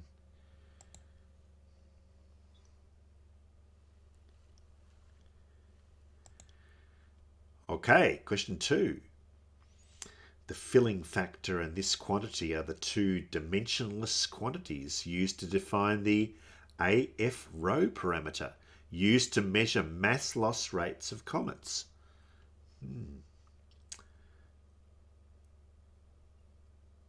What is this quantity?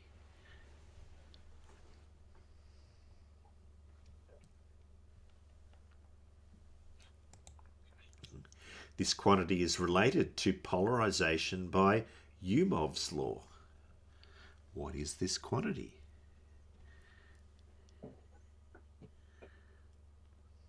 Not Holden resprays. The geometric form of this quantity is related to its bond form by the phase integral in terms of directional scattered flux. Spurving bearings.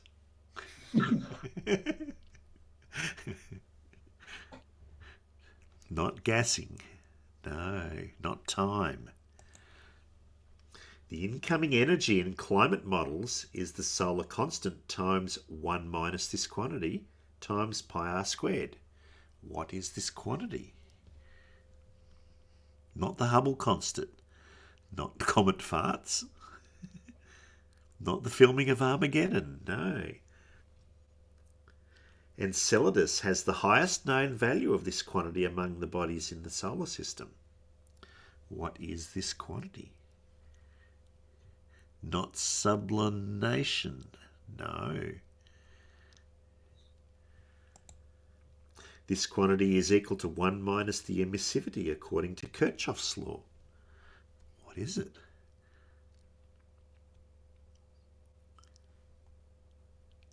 Big Blue's got it. And the TT guy, even though he didn't spell it right. But Clive did spell it right. It is albedo. Yes. A positive feedback loop is based on the high value of this quantity for ice. Name this quantity, which is 0 for a black body and 1 for a body which reflects all incoming radiation. It is albedo. And that diagram shows you the albedo of some common situations on Earth. Question 3. Delay corrections in this region may be approximated using the Ni-Quick G code. What is this region?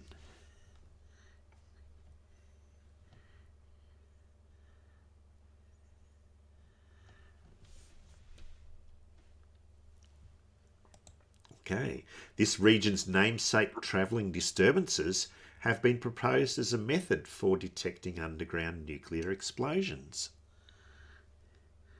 What is this region? Mr. Sensible's head on that. No. Okay. Scintillations in this region are measured by the ratio of the standard deviation of signal intensity to the actual intensity in the S4 index. What is this region?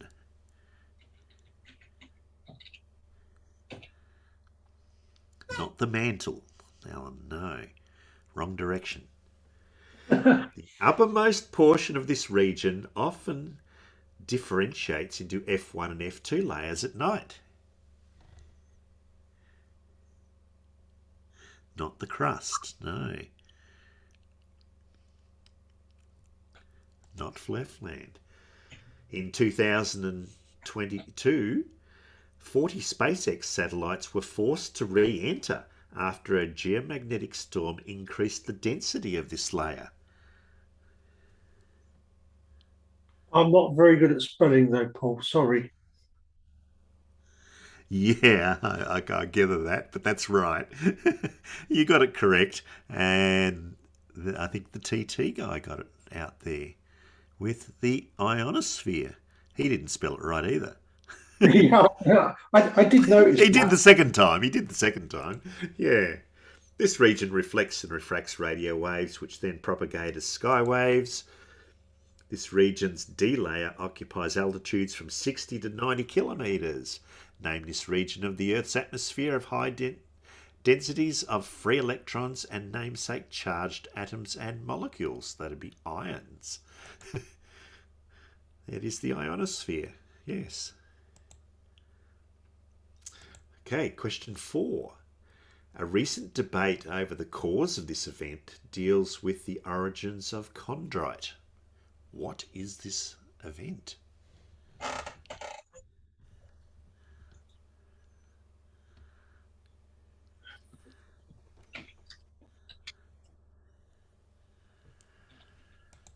Okay.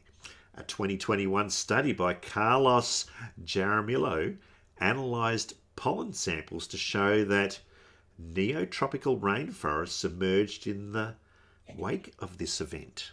What is this event? Which one in particular, Alan? That one. Yeah. Do you know what it's called?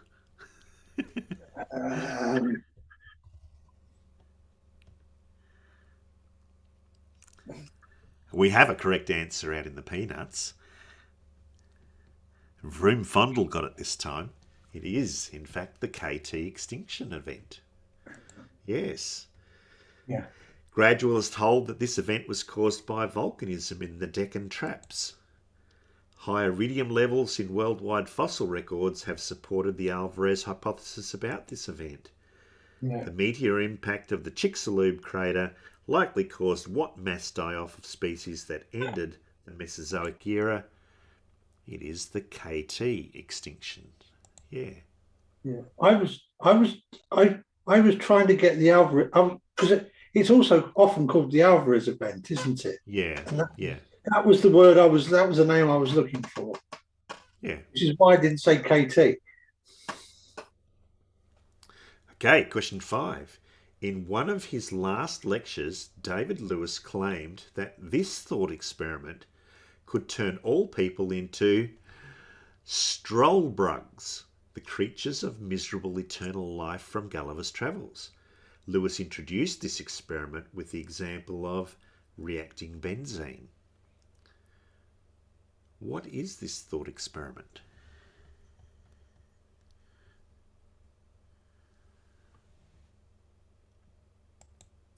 Okay. An explanation of this thought experiment, an expansion, of this thought experiment, Wigner's friend, introduces a second observer. What is this thought experiment?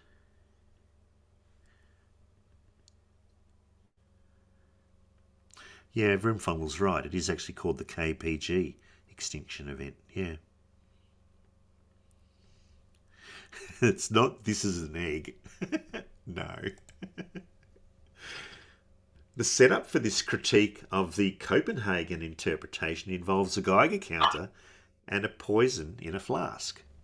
What is this thought experiment?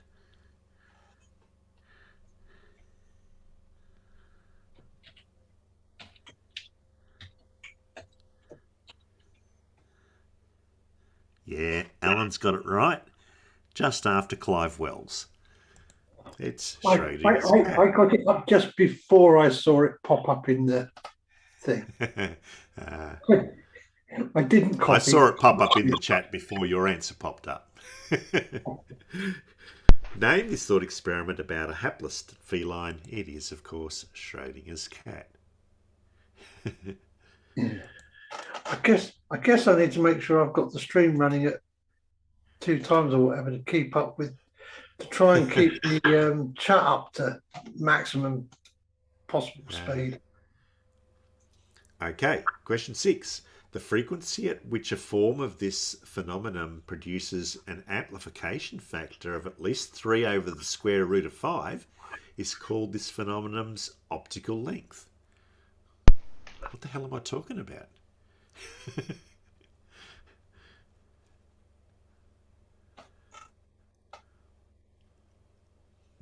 Okay. A form of this phenomenon is only detectable using statistical analysis, is accounted for by convergence and shear. What is this phenomenon?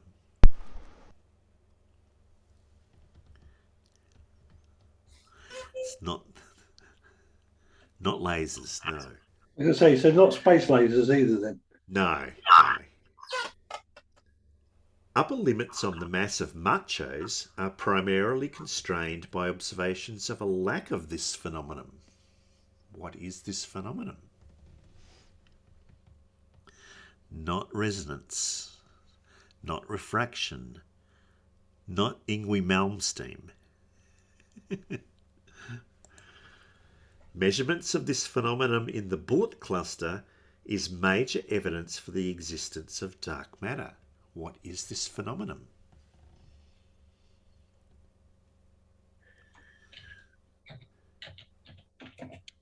Not dark matter, not radiometric decay.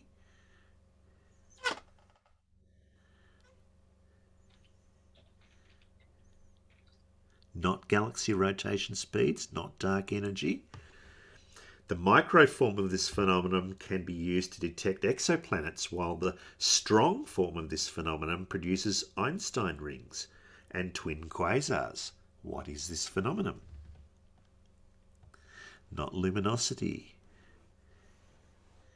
That's it, Blue. Blue's got it. Not the accelerated expansion of the universe. The TT guys got it with gravity lensing or gravitational lensing. Yes. Name this phenomenon predicted by general relativity in which a massive object bends light. It is gravitational lensing. Okay, question 7. Francesco Velotti names an irregular system for this task. What is this task? Who was Francesco Velotti?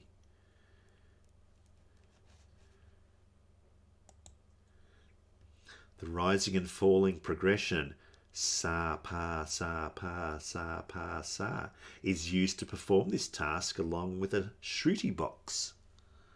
What is this task?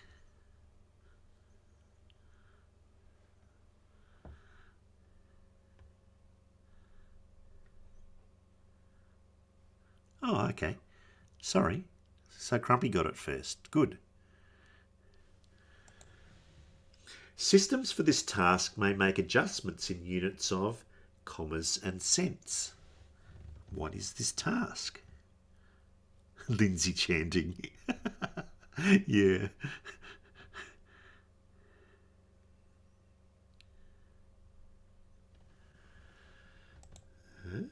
Various early systems for performing this task struggled with a problem that produced an effect compared to a wolf.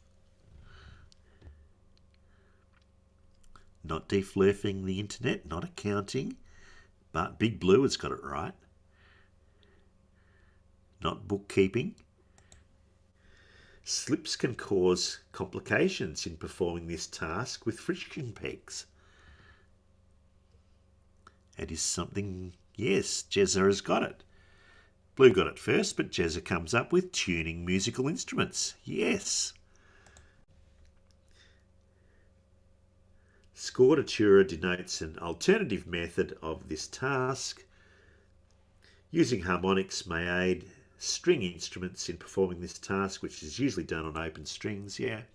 An oboe typically plays an A to aid the orchestra in performing which task to adjust the pitches of a musical instrument. It is tuning.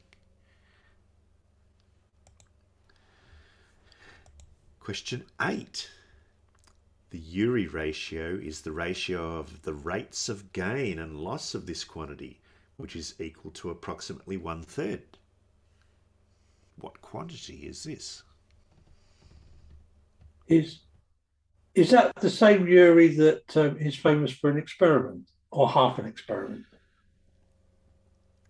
Probably.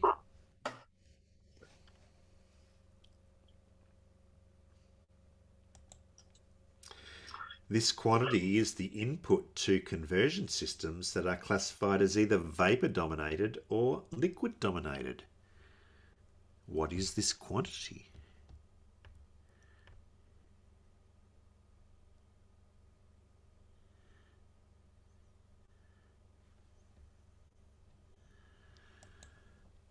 This quantity is primarily accounted for by two components: a primordial component left over from the accretion of planetesimals, and a radiogenic component which originates from radioactive decay.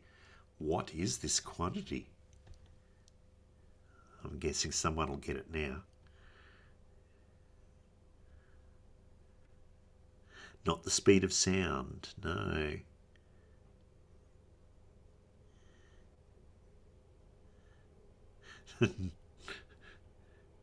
Not the cosmic microwave background, no. By estimating the total value of this quantity stored in the Earth, Kelvin claimed the Earth was about 20 million years old. What is this quantity? Big Blue's got it.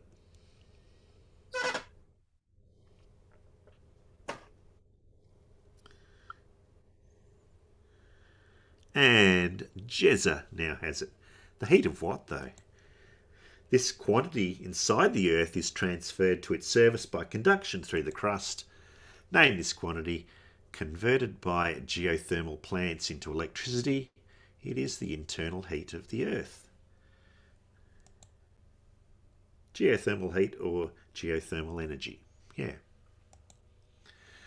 Question 9. The startup PsiQuantum is attempting to utilize these particles to create fault-tolerant qubits. What particles?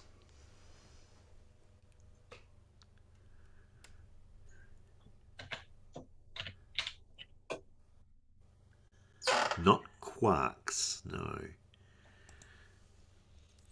A non-superconducting hotspot is formed by the interaction of a single one of these particles with a superconducting nanowire, which functions similarly to transition edge detectors.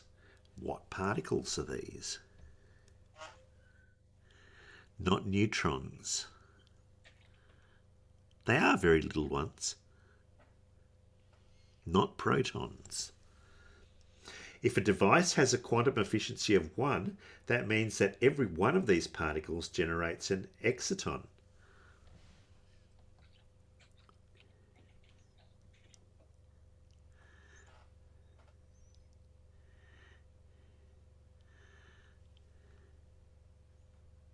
Not electrons, Alan. Keep going. These particles are used to pump electrons in the gain medium of a 3-5 semiconductor in a pin diode, which produces a collimated stream of these particles. What particles are they? Not atoms, no. Yeah, you finally got it, Alan. It's photons, yes. I think TT Guy was first to get it out there, followed by Crumpy Old Gunt. If the energy of one of these particles exceeds the work function of a metal, an electron will be ejected from the metal. Yeah. Name these particles that are used to transmit information through fibre optic cables. They are photons. Yeah.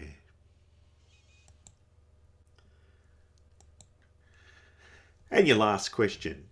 In Poinsot's construction, this quantity traces out a path on the invariable plane called the Herpelhode.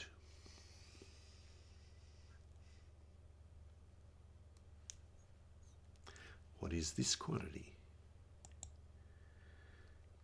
The partial derivative of the Lagrangian with respect to this quantity is equal to angular momentum along its axis. What is this quantity?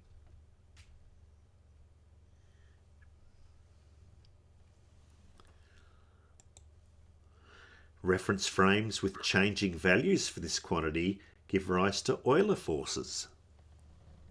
What is this quantity?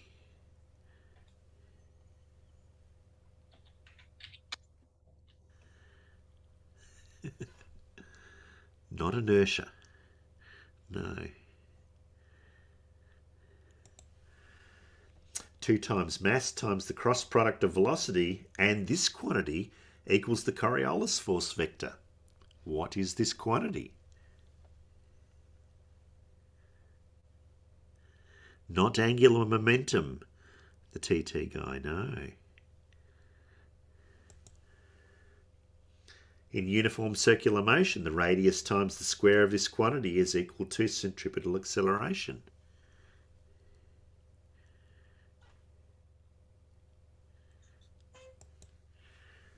This quantity is equal to angular momentum divided by the moment of inertia.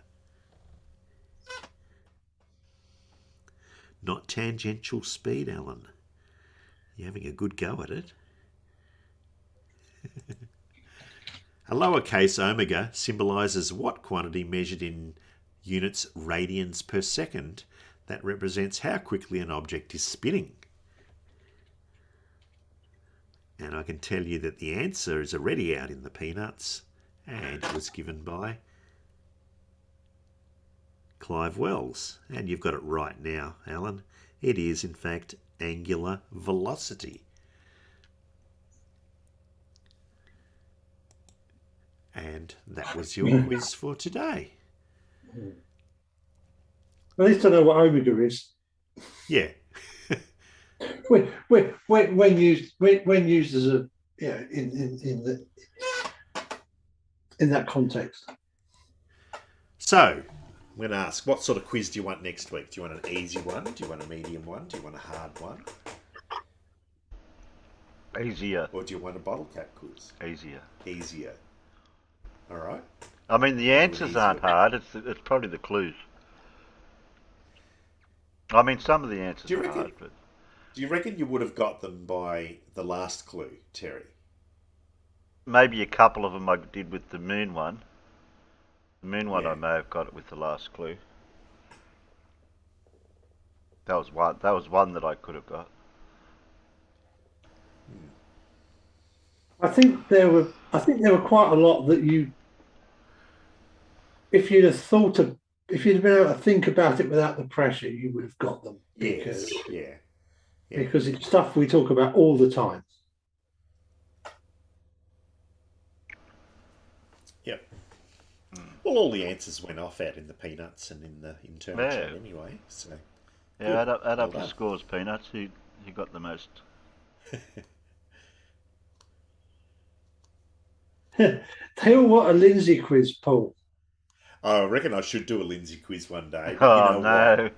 What? I don't know. That requires me doing something though. Yeah. Work. That requires me going back and watching Lindsay videos. That sounds like too much hard work.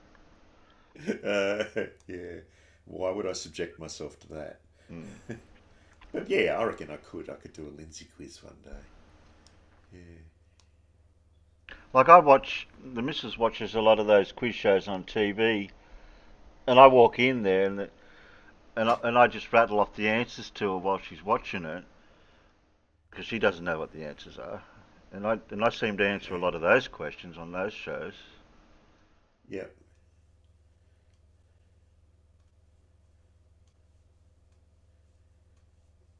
Maybe I'll do another multiple choice one, hey?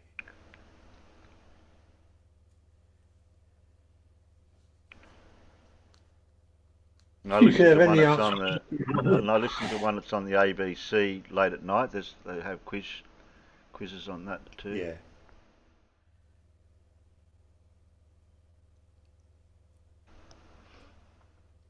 Which shows Terry? What do you mean, which shows Terry? What's he talking about?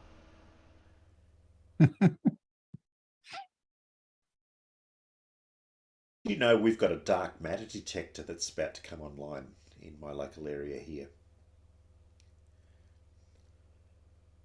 Really? Yeah. Yeah. It's about 130 kilometres from here. There's a place where they have been mining gold since the gold rush days, a place called Stawell in Victoria.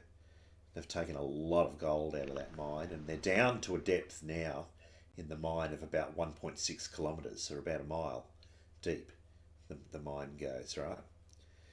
And at a depth of about 1 kilometre, they've set aside a cavern, and they're calling it the SUPL, the Stawell Underground Physics Laboratory.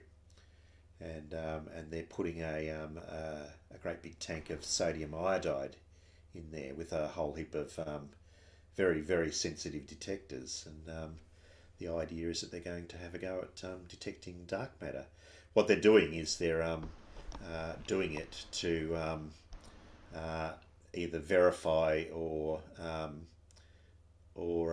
falsify a similar experiment which has been done in Italy. And the Italy detector has been detecting stuff that varies over the course of the year. And what they want to know is whether somewhere on the opposite side of the Earth, is going to come up with that same variation, or whether it changes. So, yeah, be exciting.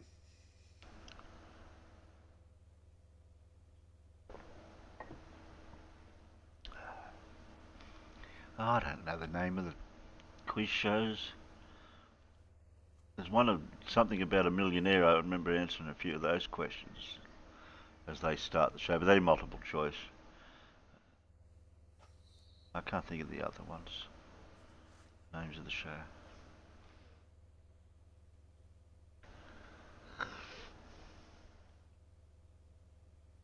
Yeah. Who Wants to Be a Millionaire? I guess not nearly as good a competition in Australia as it is here in the UK. Oh, Millionaire Hot Seat. Is that the one? The Chase, yeah. Mastermind. No, I don't know if there's. I don't know if she watches the Mastermind. Might be the Chase one. Millionaire Hot Seat one. I remember that's the multiple choice one. University Challenge. I don't know if we get the University Challenge here, do we?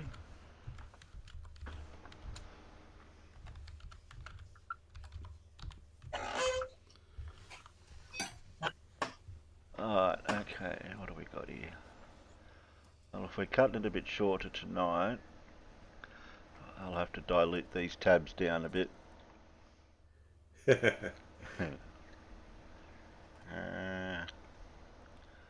have we got there? So we've got a Sideman, the quickie from Sideman, so I'll move him up to the front. Who's that one? That's an Everett.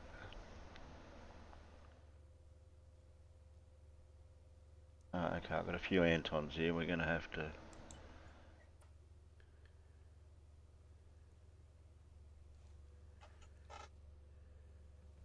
Oh, that's Baldy Cats. That goes for 15 minutes.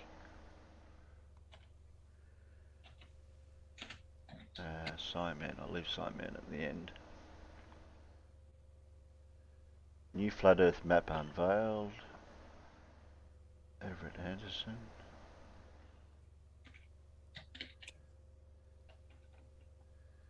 Anton. I've got a few of Anton, so I'm going to have to work out which one.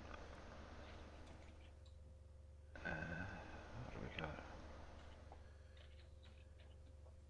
Flat Earth picture exhibit. Wherever that one. Extremely rare stellar object pulsating at 528 Hertz found in the Milky Way. That's an Anton.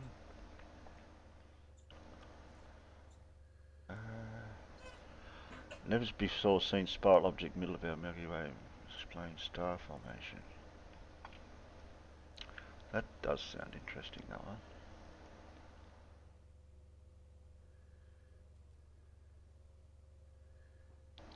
Oh, okay, a completely new type of galactic object discovered in Virgo cluster.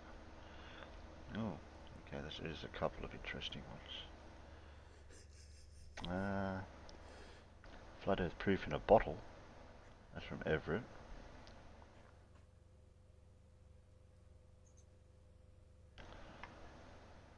Move that up there for now.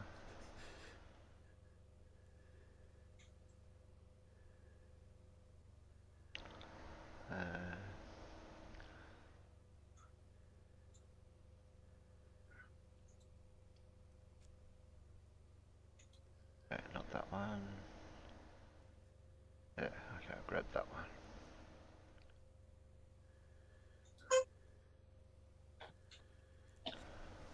Get rid of that. Yeah, that goes a bit too long. Alright. Everett. Anton.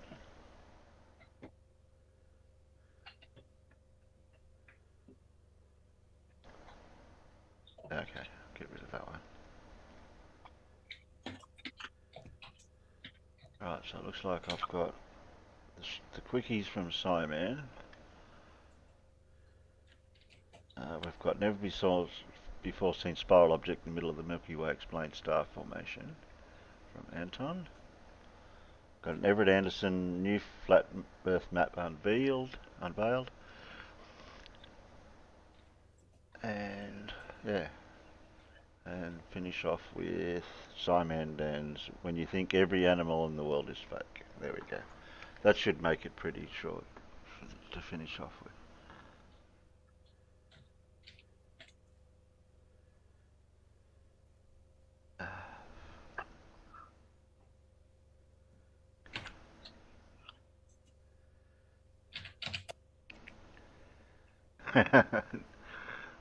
You saying to Tiny Captain you are the weakest link.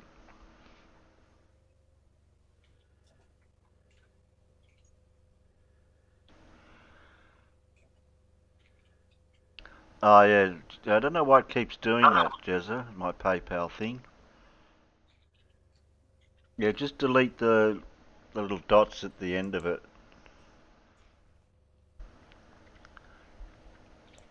I know I'd have to redo it all the time.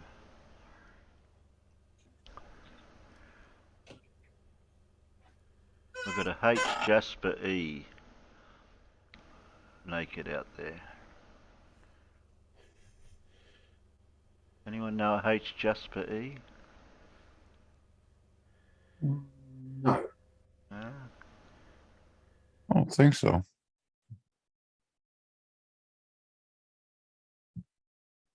Oh, if you sub Jasper, you can have a spanner. I've been getting a lot of people come back through from the last culling and they go, yeah, I've already subscribed a long time ago. Yeah, okay, well. Your spanners get taken out every year. Have to start all over again.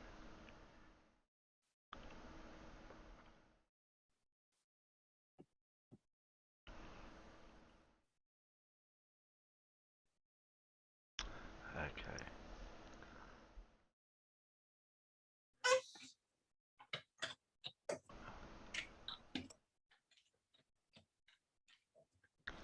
Oh, anyone want to watch Democ's videos?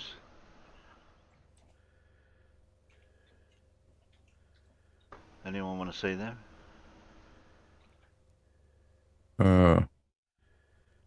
Yeah? Yeah?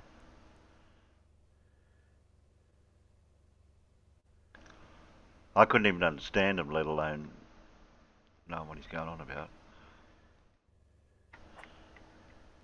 Where did put them anyway? They're only a couple of minutes.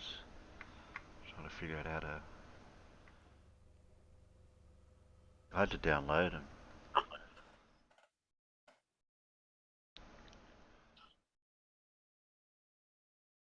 Oh man, I'm looking up dumb questions that people have asked on the internet. Why are the holes in cats' fur always in the right places for their eyes? I want to know why cats are liquid. Oh. Yeah. How big is this Pacific Ocean? And the answer is, could you be more Pacific? Oh, okay, looks like I've got to do it that way. Do you think NASA invented thunderstorms to cover up the sound of space battles?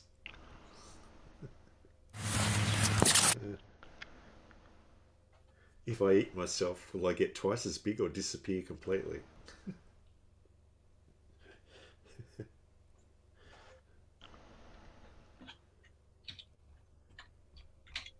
They've been uploaded weird, these ones.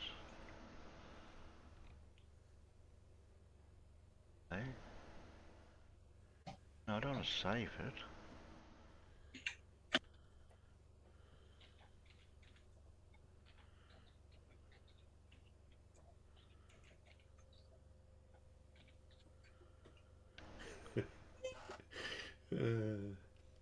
What does a quarter until 4 mean? Like, why is it called that? Because a quarter is worth 25 cents. So why is it 15 minutes?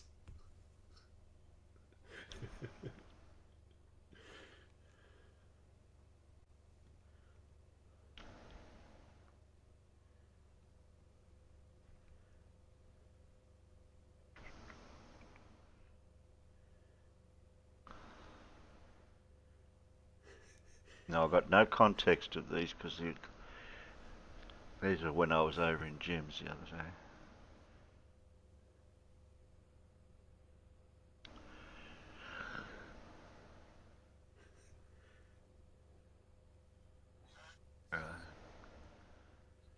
And they're all done in flurf mode too.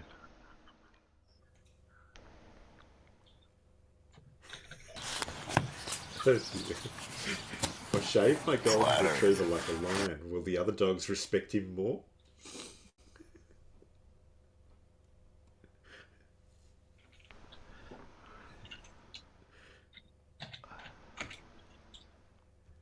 Where are you reading these from?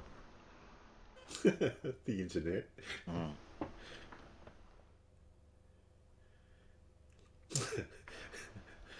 This is a pretty dumb question. Where do lost socks go when they go missing? Yeah, where do they go? Good question. You got to think about that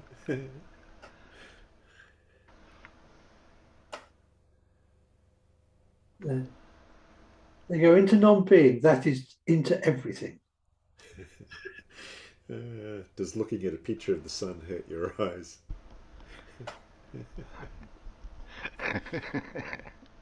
No, you have to use, you have to use a solar filter to look at a picture of the sun.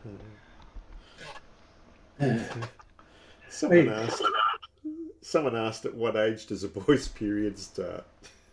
Oh man. Paul, that pictures of the sun thing, the other morning when taking pictures of the sunrise, I knew when to stop taking photos of the sun using the telephoto lens.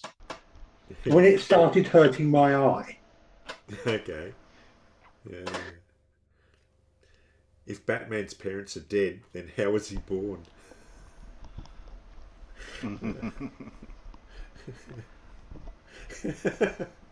Someone asked, is an egg a fruit or a vegetable?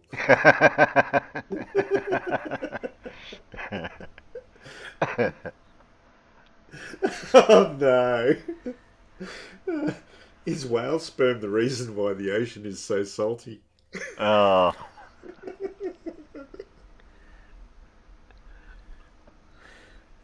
No, the dolphins did it.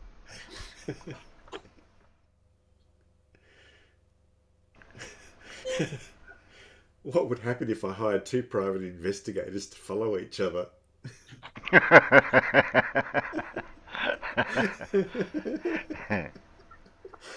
How long you didn't tell each other? Oh dear. Paul, there was a video posted on YouTube very recently where somebody did exactly that and then followed the pair of them. Okay.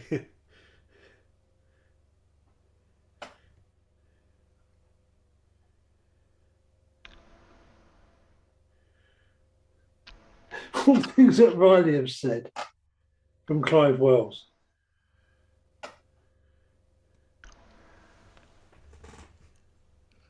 You're going to hit play or something, Terry? Yeah, Paul was talking. It's alright, just hit play again, I'll stop.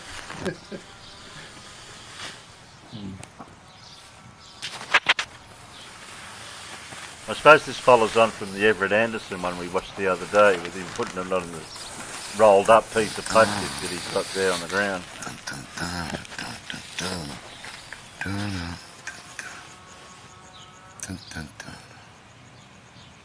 He needs to auto rotate turned. Fucking retards. He doesn't know how to use camera. Where do you see a globe? Or a phone. Where do you see a globe? Where do you see it? No globe. Oh yeah, that's nice and flat. Yeah. He reckons it's flat on the grass that's uneven. And he said, yeah, it's flat when it came from the shop. It was flat on the shelf. Like Oh, you look at the curve in that shit. I'm going to say, you can curve in one end of it. And he says it's flat. Got He said it's got a flat. ski slope. He said it came from the shop flat. That's how I bought it flat. Probably paid extra knowing Denmark. Although I have to say, a nice sheet of plastic like that is really handy when you're doing product photography, because you get a nice little reflection of the object as it's sitting on top of it. Oh, did I miss one? And you like it just right. There should be another one there. Where'd that one go?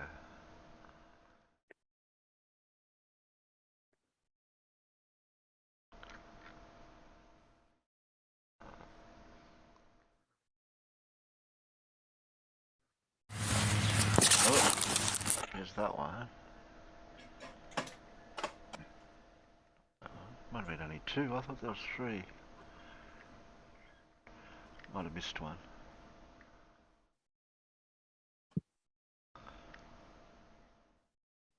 One, two. Oh, that's double. It's impossible to talk to Denmark. All he does is just spew ad homs and insults. Oh, you won't, and you couldn't even question the video. He totally just defended himself. People were trying to ask him about him. And I think some of these flirts need to learn the difference between an ad hoc and an insult. Yeah. Now let's. Okay, what's this one? I have no idea.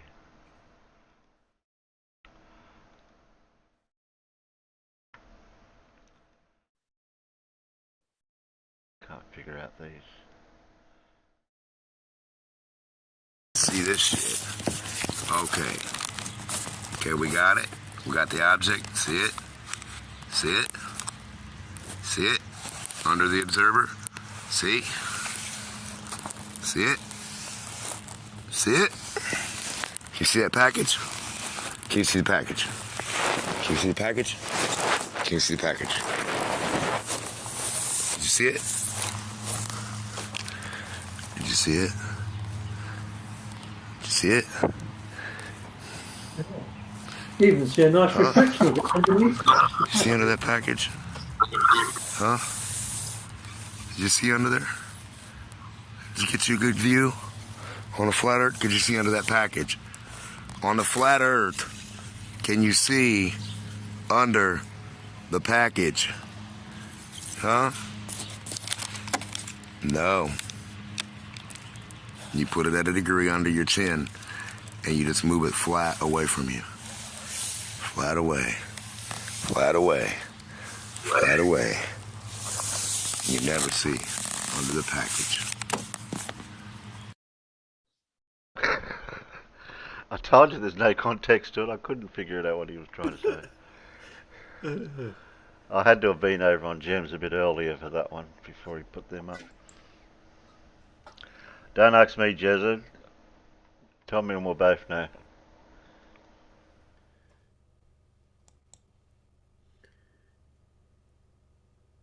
He threw those links in the Gem server when he was over there. No, can anyone translate from Flirp? Nope.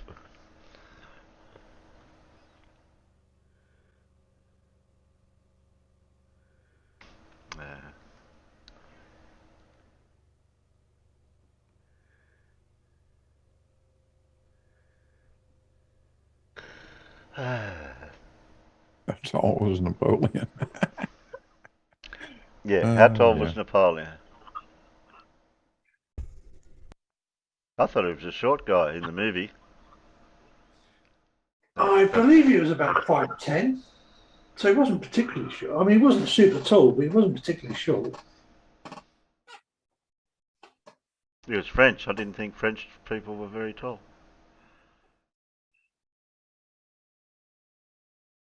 Was Napoleon really that short? If you went into Google and typed in Napoleon Bonaparte, then you would be hit with a wave of pictures depicting the military leader with a less than average frame. In fact, you wouldn't be mistaken for thinking that he was actually pretty short. And he sort of was. Or was he? Now, Napoleon measured around 5'2", which is definitely shorter than average. But there's a problem. Back then, the British inch and the French inch were not the same. The British inch was, as it is now, 2.54 centimetres. However, the French inch was about 2.7 centimetres long. Can I mute you, Alan?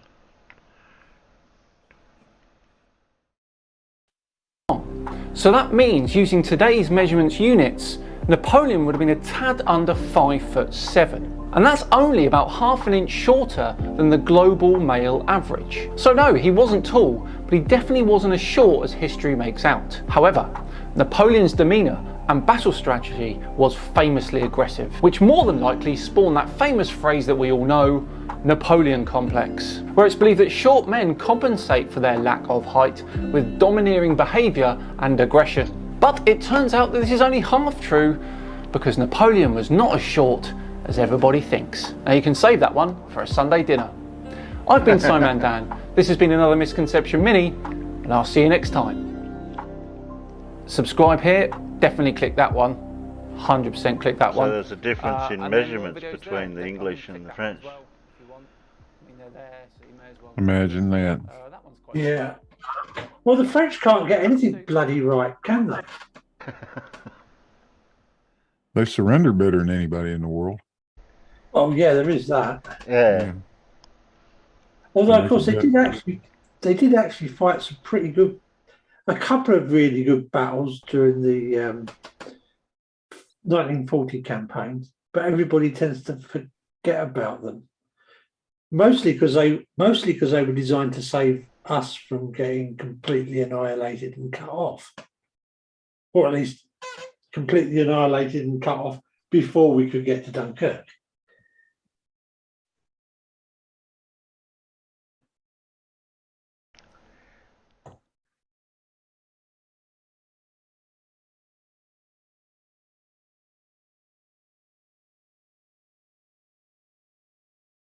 It's just the one I wonder. Never before seen spiral object in the middle of the Milky Way. May explain star formation. May explain.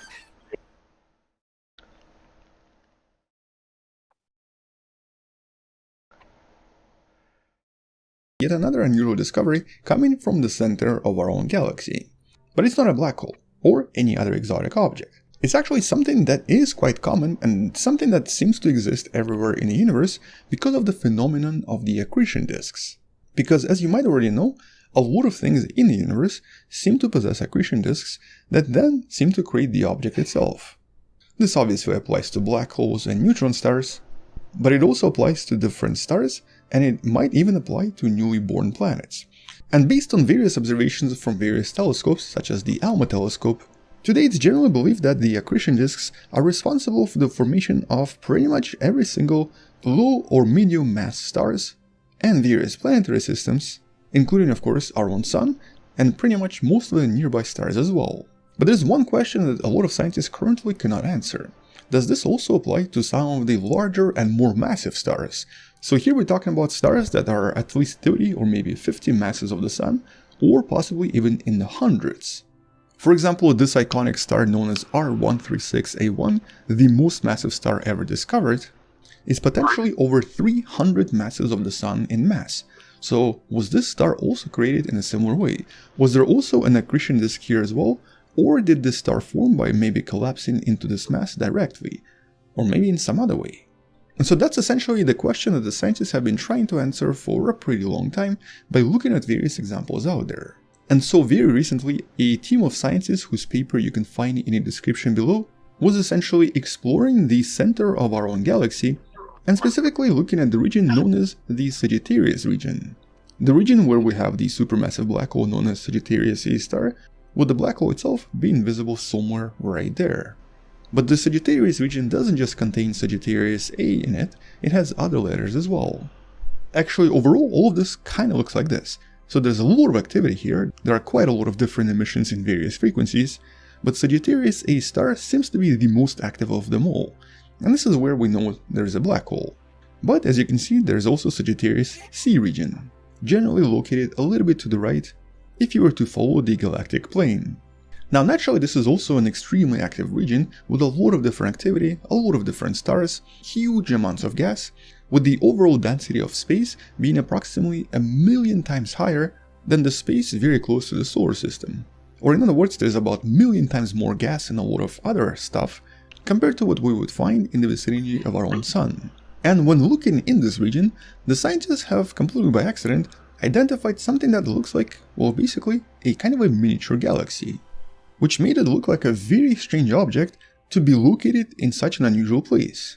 It's as if there was some kind of a smaller galaxy present inside the larger galaxy, the Milky Way, with the total size of this object being approximately 4,000 astronomical units across, so not actually that big at all, which is about 6% of one single light year, making this a relatively small object, but obviously much bigger than the solar system.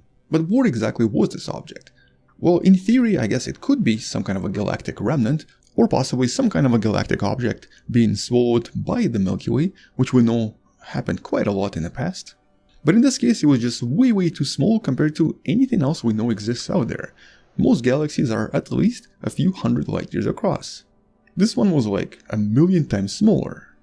And the main reason the scientists in this case got confused by this object is of course because of these unusual arms that it seems to possess. It kind of made it resemble a typical spiral galaxy. As a matter of fact, we kind of think that maybe this is what the Milky Way galaxy looks like if you were to look at it from the top. But when measuring this disk further and then trying to determine its mass, they discovered it possesses approximately 32 masses of the Sun in total, which suggested that this was basically some kind of a proto-star, a baby star. And it was also gravitationally stable, but seemed to possess these unusual arms. But it didn't take them long to figure out what most likely happened here. They now are pretty certain that this used to be a much larger disk and definitely resembled something we see in other star systems. But something must have passed very close to this disk, which makes sense because, as I mentioned before, this is a very dense area with a lot of different stars in the vicinity, and when passing close to the disk, this object disturbed the formation of the protoplanetary disk and ended up forming these unusual spiral arms, with the scientists in this case even identifying the secondary object. Or, in other words, none of this was strange, unusual, or mysterious in any way. This was basically a result of a near passage between two stars, or possibly a star and a baby star, which as a matter of fact we believe could have happened to the solar system as well. There's at least one video that should be somewhere right there or in the description that explores this concept in more detail because of the analysis of various ancient meteorites discovered across the solar system. And so, by disturbing the accretion disk, it formed the unusual spiral arms, but also captured some of its mass, which could in theory result in the formation of more baby planets around this probably older star. Or it could result in something entirely different, which means that the scientists should be probably looking at this as well. But I guess more importantly, what's coming out of the study is the fact that it definitively proves that larger, more massive stars seem to be also formed in the same way. In other words, they also seem to form using the accretion disk model. Mostly because the total mass here is over 32 masses of the Sun. And so by the time the star has formed, it will most likely form something really giant and something really bright. But also something that's most likely going to go supernova pretty quick, within just a few million years. But the other impressive thing here is the fact that all of this is located about 26,000 light years away from us, and also in a region that's generally really difficult to see. There's just so much dust here that generally hides a huge proportion of the galaxy from our view. But in this case they were able to see, identify and even measure the mass and the size of both of these objects, with the smaller star being approximately 3 masses of the Sun in mass. Although all of this was discovered not by looking at these objects, but by running simulations and trying to recreate the scenario where the scientists could also create these unusual arms in the model version of their protoplanetary disk. And it seems to have worked, and they seem to have determined that this is pretty much the only way where you can produce these unusual arms without breaking any major laws of physics. With all this very likely happening approximately 12,000 years ago.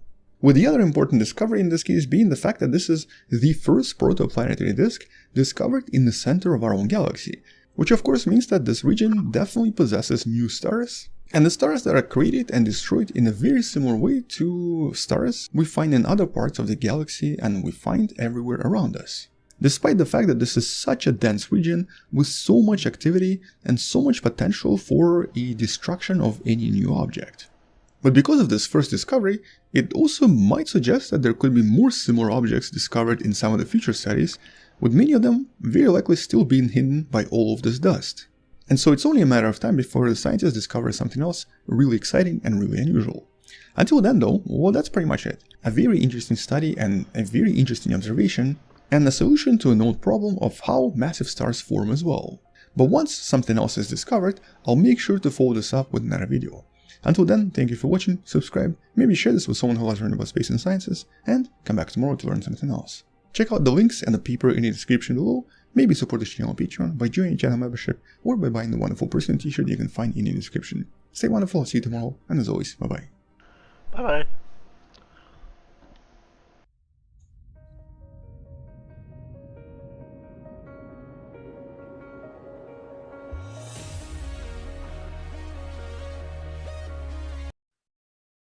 I've got to find that video of that rocket we launched.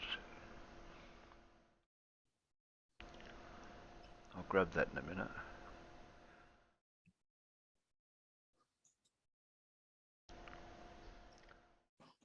New flat Earth map unveiled. There we go. This will be interesting.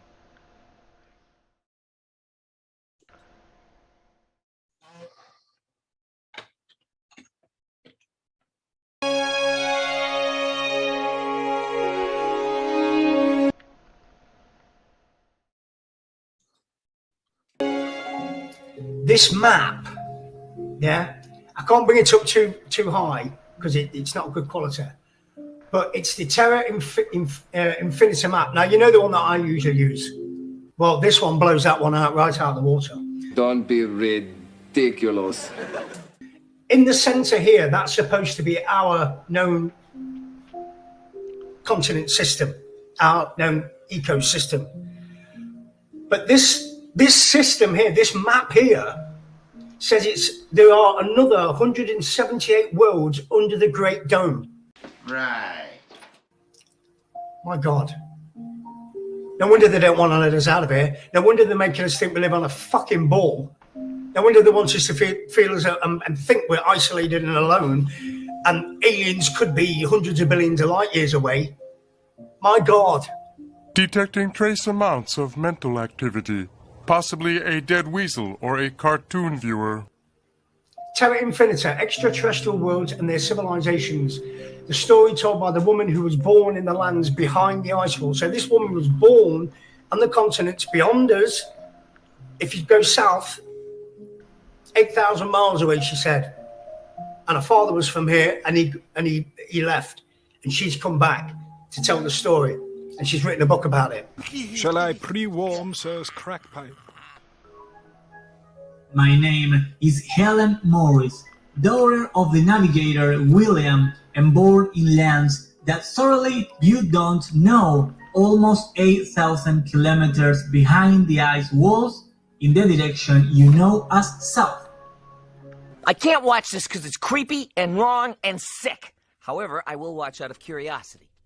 Before I take you on the path of the Terra Infinita and its history, you must understand that much of this text will not go in line with what you have learned.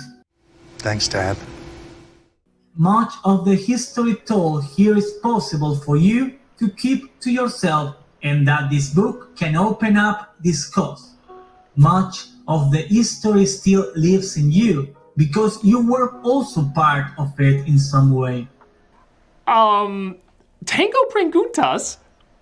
Only that you have been put to sleep, completely anesthetized, to such an extent that living this life seems normal. A life that one seems to base merely on robotic, repetitive actions. Help me! My heart stopped beating! You don't have a heart, you're a robot. Sure, right. 178 worlds, different civilizations. It's teeming with life. And they want us to think that was on a ball spinning in a 10 to the minus 17 tall vacuum. Cry me a river, dickface. My God, just think about that. The lies that we've been fed from birth. It makes me sick.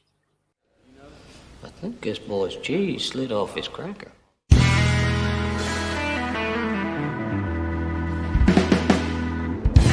Another one out there.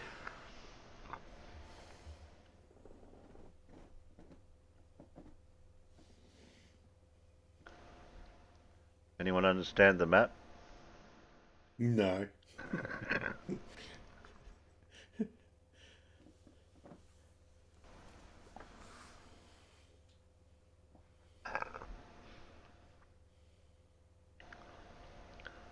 Does somebody want to grab the video that for our rocket launch to save me finding it after we watch this?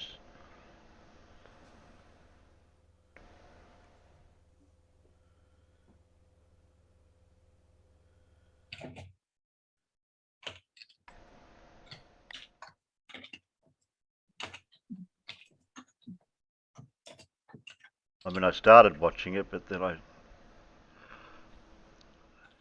it on YouTube? It better be.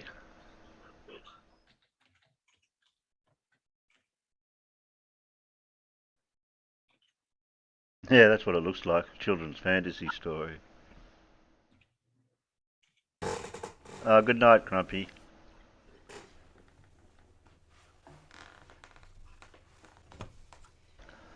Okay, when you think every animal in the world is fake. Okay. Interesting. Earlier in the month, we started looking at Hans Wormhat's top 10 fake animals. We had the shoebill crane, the sloth, and even the dodo. We looked at entries 10 to 6, and I promised another video looking at Hans's top 5. So this video is that. Welcome to Hans Wormhat's top 5 fake animals in the world.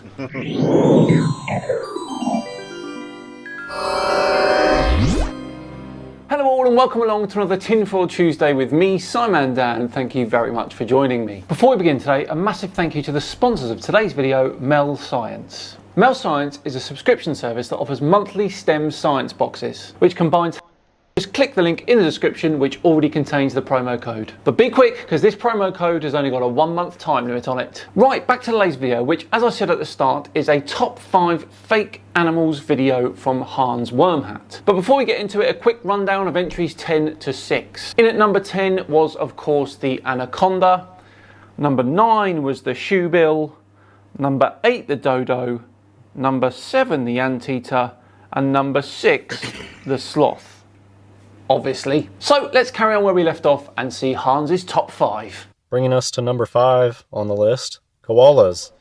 This was a big viral pushed video on YouTube and you can clearly see it's CGI. That's not a real animal. Clearly see it's CGI. How can you tell with that resolution, Hans? But anyway, a lot of you predicted the koala would be in the top 5, so well done to you.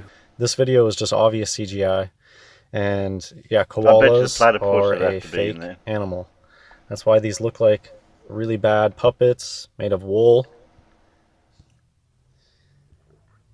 Koalas are a bit, people from Australia gatekeep this so bad. There's big time YouTube alleged truthers that they refuse to admit that these are just stuffed. Well, yeah, you would though, wouldn't you? If someone was claiming that an animal indigenous to your country was fake, then I think you would too, wouldn't you? Even though it's clear that they're stuffed. Giving you the one eye. Koalas are a hoax. If you go look at photos of koalas, their hands are just totally rigid. They don't grip objects. They just have like flat pancake hands. Anyways, this video is more about making this list, the top 10 list. I don't want to get into any one specific thing too much. Well, the koala is another one on this list that I have actually seen with my own eyes whilst I was in Australia. I stood this close to one and I can tell you they are 100% real. There was this viral koalas in the car and everybody could tell that they were stuffed. They're like, they're not moving. One of them like barely twitches and everybody's like, no, look at that one, it barely twitches. They're all alive. Still picture that one just had a little bit of battery left, I guess. Enough to do a little ear twitch. But look, they're dead. How can they be dead if according to you they were never alive in the first place, Hans? They're taxidermy. It's taxidermy. It's a big taxidermy hoax. Again, Hans, with taxidermy, the animal was once alive. So if you're saying taxidermy, then you either don't know what that means or you're debunking yourself.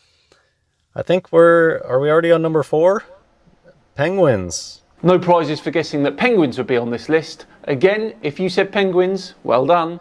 The emperor penguins, the orange emperor penguins, the ones that they make movies about. The South Pole, it's not icy Antarctica. There's a lot of hoaxery when it comes to Antarctica. And emperor penguins. Emperor is 33. And they're animatronics. That's why you don't see emperor penguins in the zoo. Except for nowadays they do, but they put them far in the back, or you'll just see a few CGI videos. Well, they're generally not kept in captivity because it's so hard to do so. They are a true Antarctic species. Replicating their environment to live in is extremely hard to do. Oops. Okay. Number 2. Is this really number 2? Maybe I lost track. 3. Great white sharks are a hoax. Oh my days, he's lost count and everything. So number 3 is great white sharks. Interesting though that he didn't say it's all sharks. That's why they have to do Shark Week. You get a whole week to it. It's another one that they sold with the movie Jaws. They like to sell things with the movie. Anaconda movie, we get the Jaws movie. They don't survive in captivity. And you get so much obvious. This just reminds me exactly of those really bad Anaconda CGIs. Sharknado. Yeah, I can't defend that one. Dead eyes. They have dead eyes because they're not alive. They're just little toys a lot of times. A lot of times they really do sell like a little rubber plastic toy as a real thing. Now, correct me if I'm wrong, but this doesn't look much like a little toy to me. Larger than life movie magic. That's what it's about. They take sharks and they just make them larger than life. They'll use cinematic effects. They'll use special lenses. They use forced perspective, scary music, CGI, submersibles. You know, for the Jaws movie, they made a mock-up submersible. Yeah, well try directing a 7.5 meter long shark for a movie and see where that gets you. It's CGI. When you just know that it's CGI, you can tell. Yeah, you can just tell. There's so many photos of great whites, and a lot of them have expressions. Like, look at that. It's like a snarling smile expressions. They can give them expressions because it's just Photoshop. Yeah, because if you're trying to fake an animal, you'll definitely give it expressions. Let's move on to Hans's number 2 in the list. Okay, 2. Now I'm back on the numbering, I think. Number 2, fake animal pandas. It's the poster child of the WWF. WWF, it's fake, just like the World Wrestling Federation. Does Hans think anything is real? It's kind of a truth in plain sight, them doing that name change. The WWF is about as real as wrestling. And this, I just want to talk again, this animal thing. It's like a no-touch topic for a lot of truthers, which shows you that they're gatekeepers.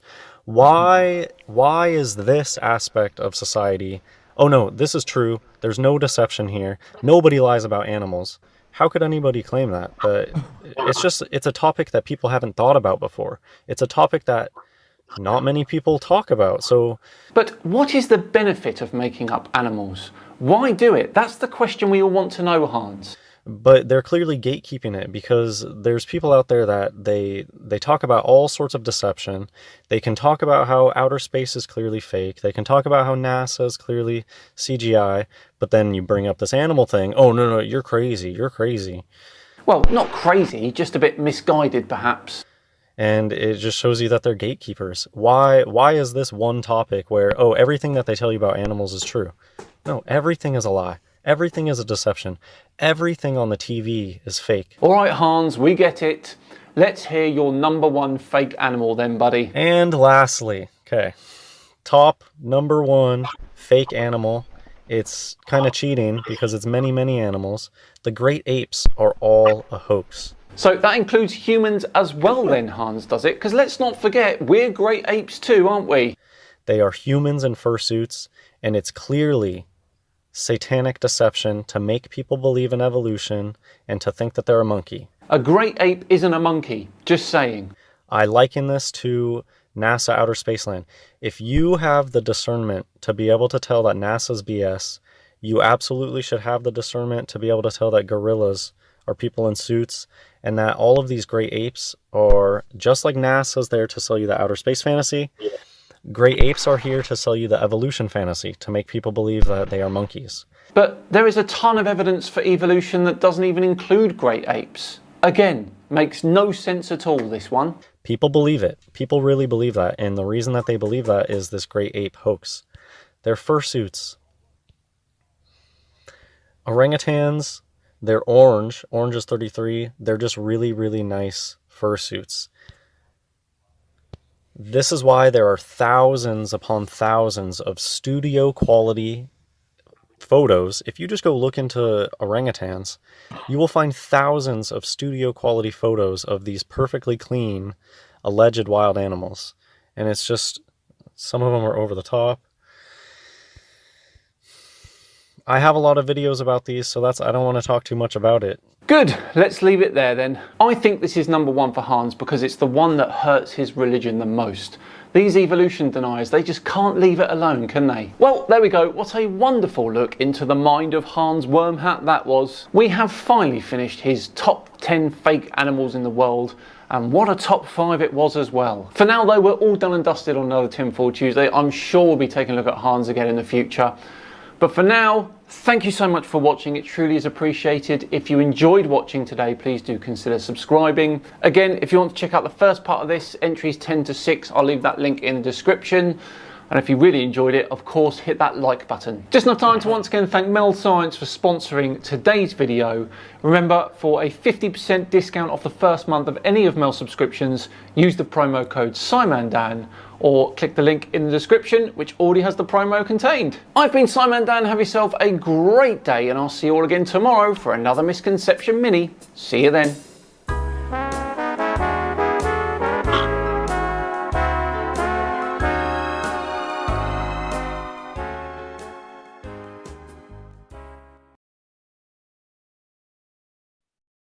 Yeah, I picked up on that.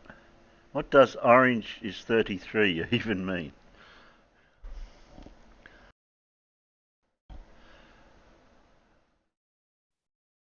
Platypus has to be on that list.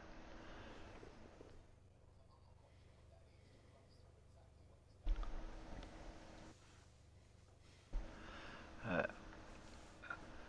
we go. That'll do that. Now, did we find the rocket launch? Which one are you looking for, Terry? I'll see if I can find it.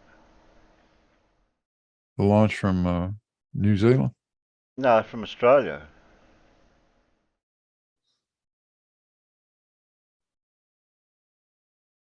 The suborbital launch. I didn't find that on. Well, I found that I found a lot of sites that have it, but I don't know which ones you could show without getting copyright. Yeah.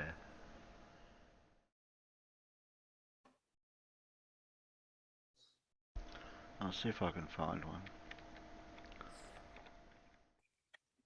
There's a whole bunch of major news channel, ABC type. Yeah. I wouldn't show those.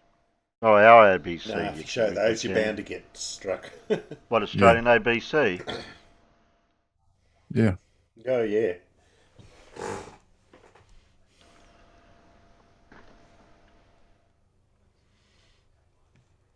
I've played ABC before, and we didn't get a strike from that.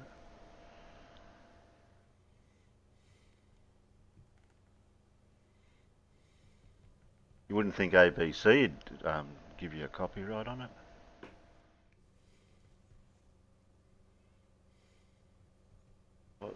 If I can get a... Maybe NASA have got a link for it. No, they don't.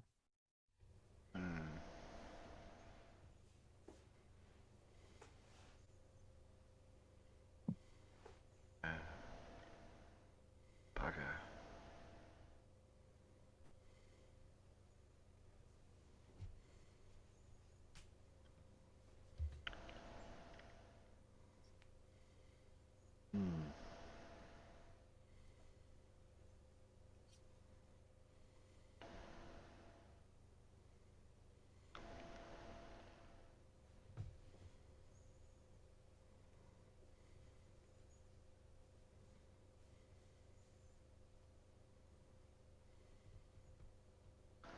Got one from the launch pad site.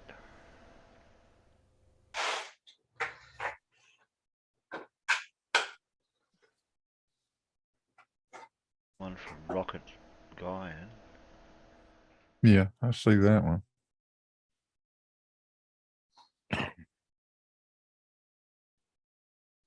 Got Rocket Guyan and I've got the launch pad. That's the only two that I can see.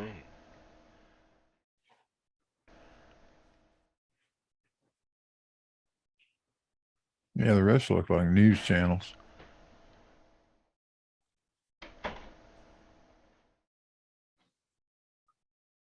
Just see what. Whose rocket was it? It was NASA, but it was along with Australia to launch it from here. A commercial rocket from Australia.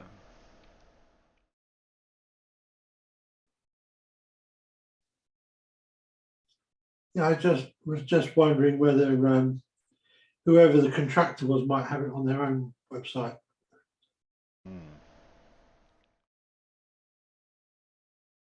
Yeah, I know.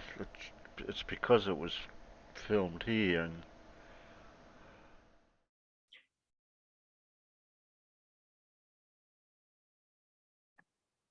What do you mean you got lucky, Terry? Oh, Alan's looking hard for it.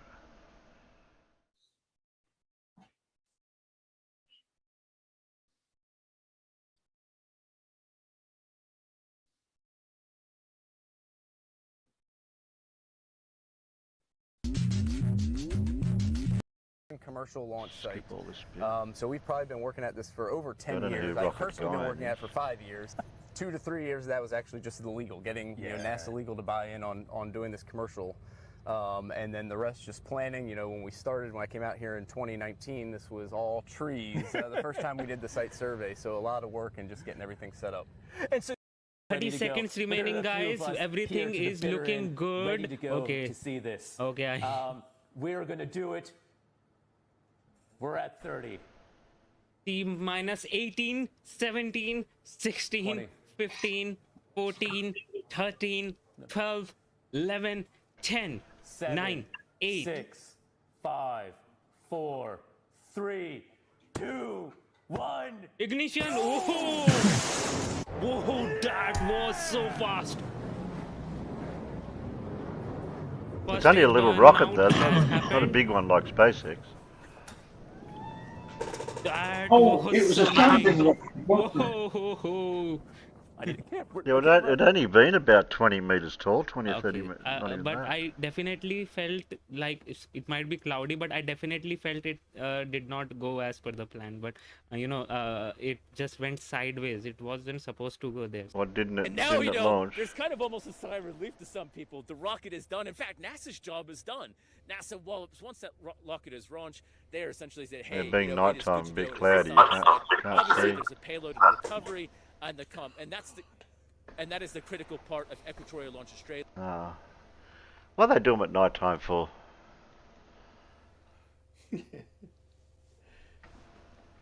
Yeah.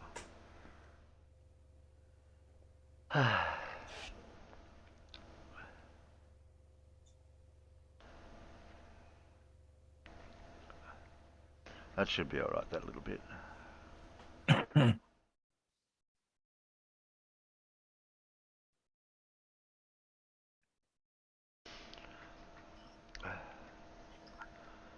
Oh, wrong one.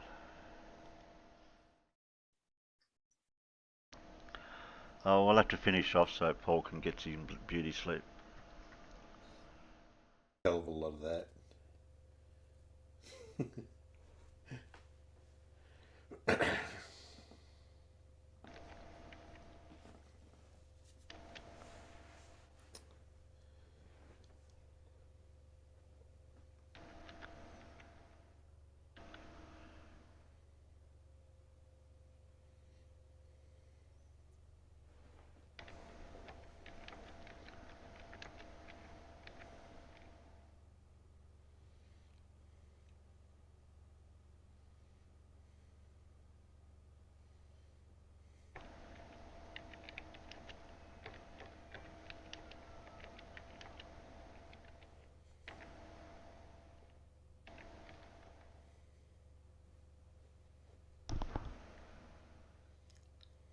Oh, CGI is easier at night. Okay. Yeah. It's easy to make just black and CGI. Yeah.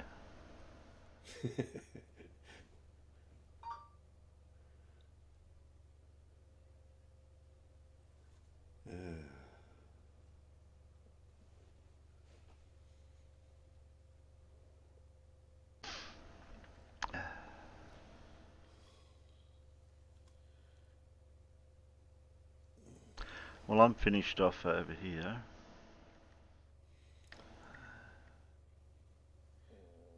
Okay.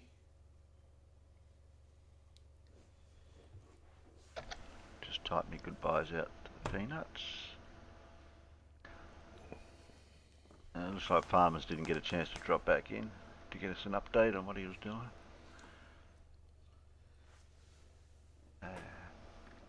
Nah, he's still working with his fans, probably. Yeah. He'd be popular. He gave us the cold shoulder.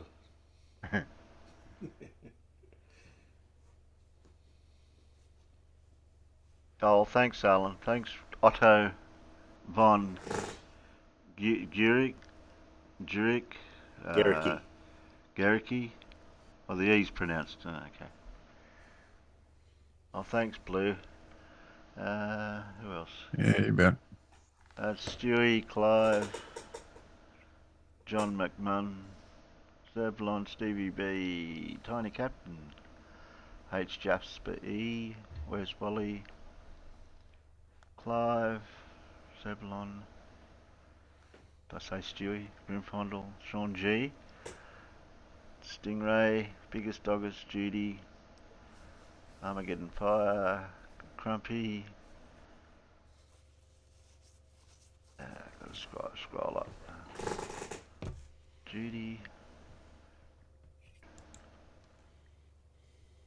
Where's everybody? TT guy, Jazza,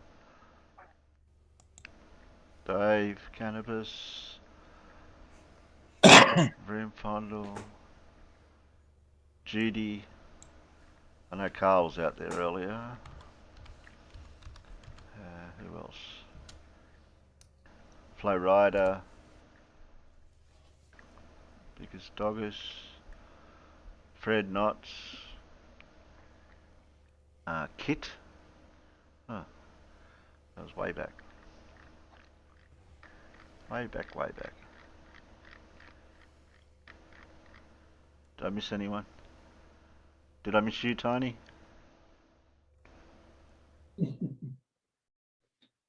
Alright. No, I don't think you missed me. I don't think I missed. You get a double shout out, you're extra special.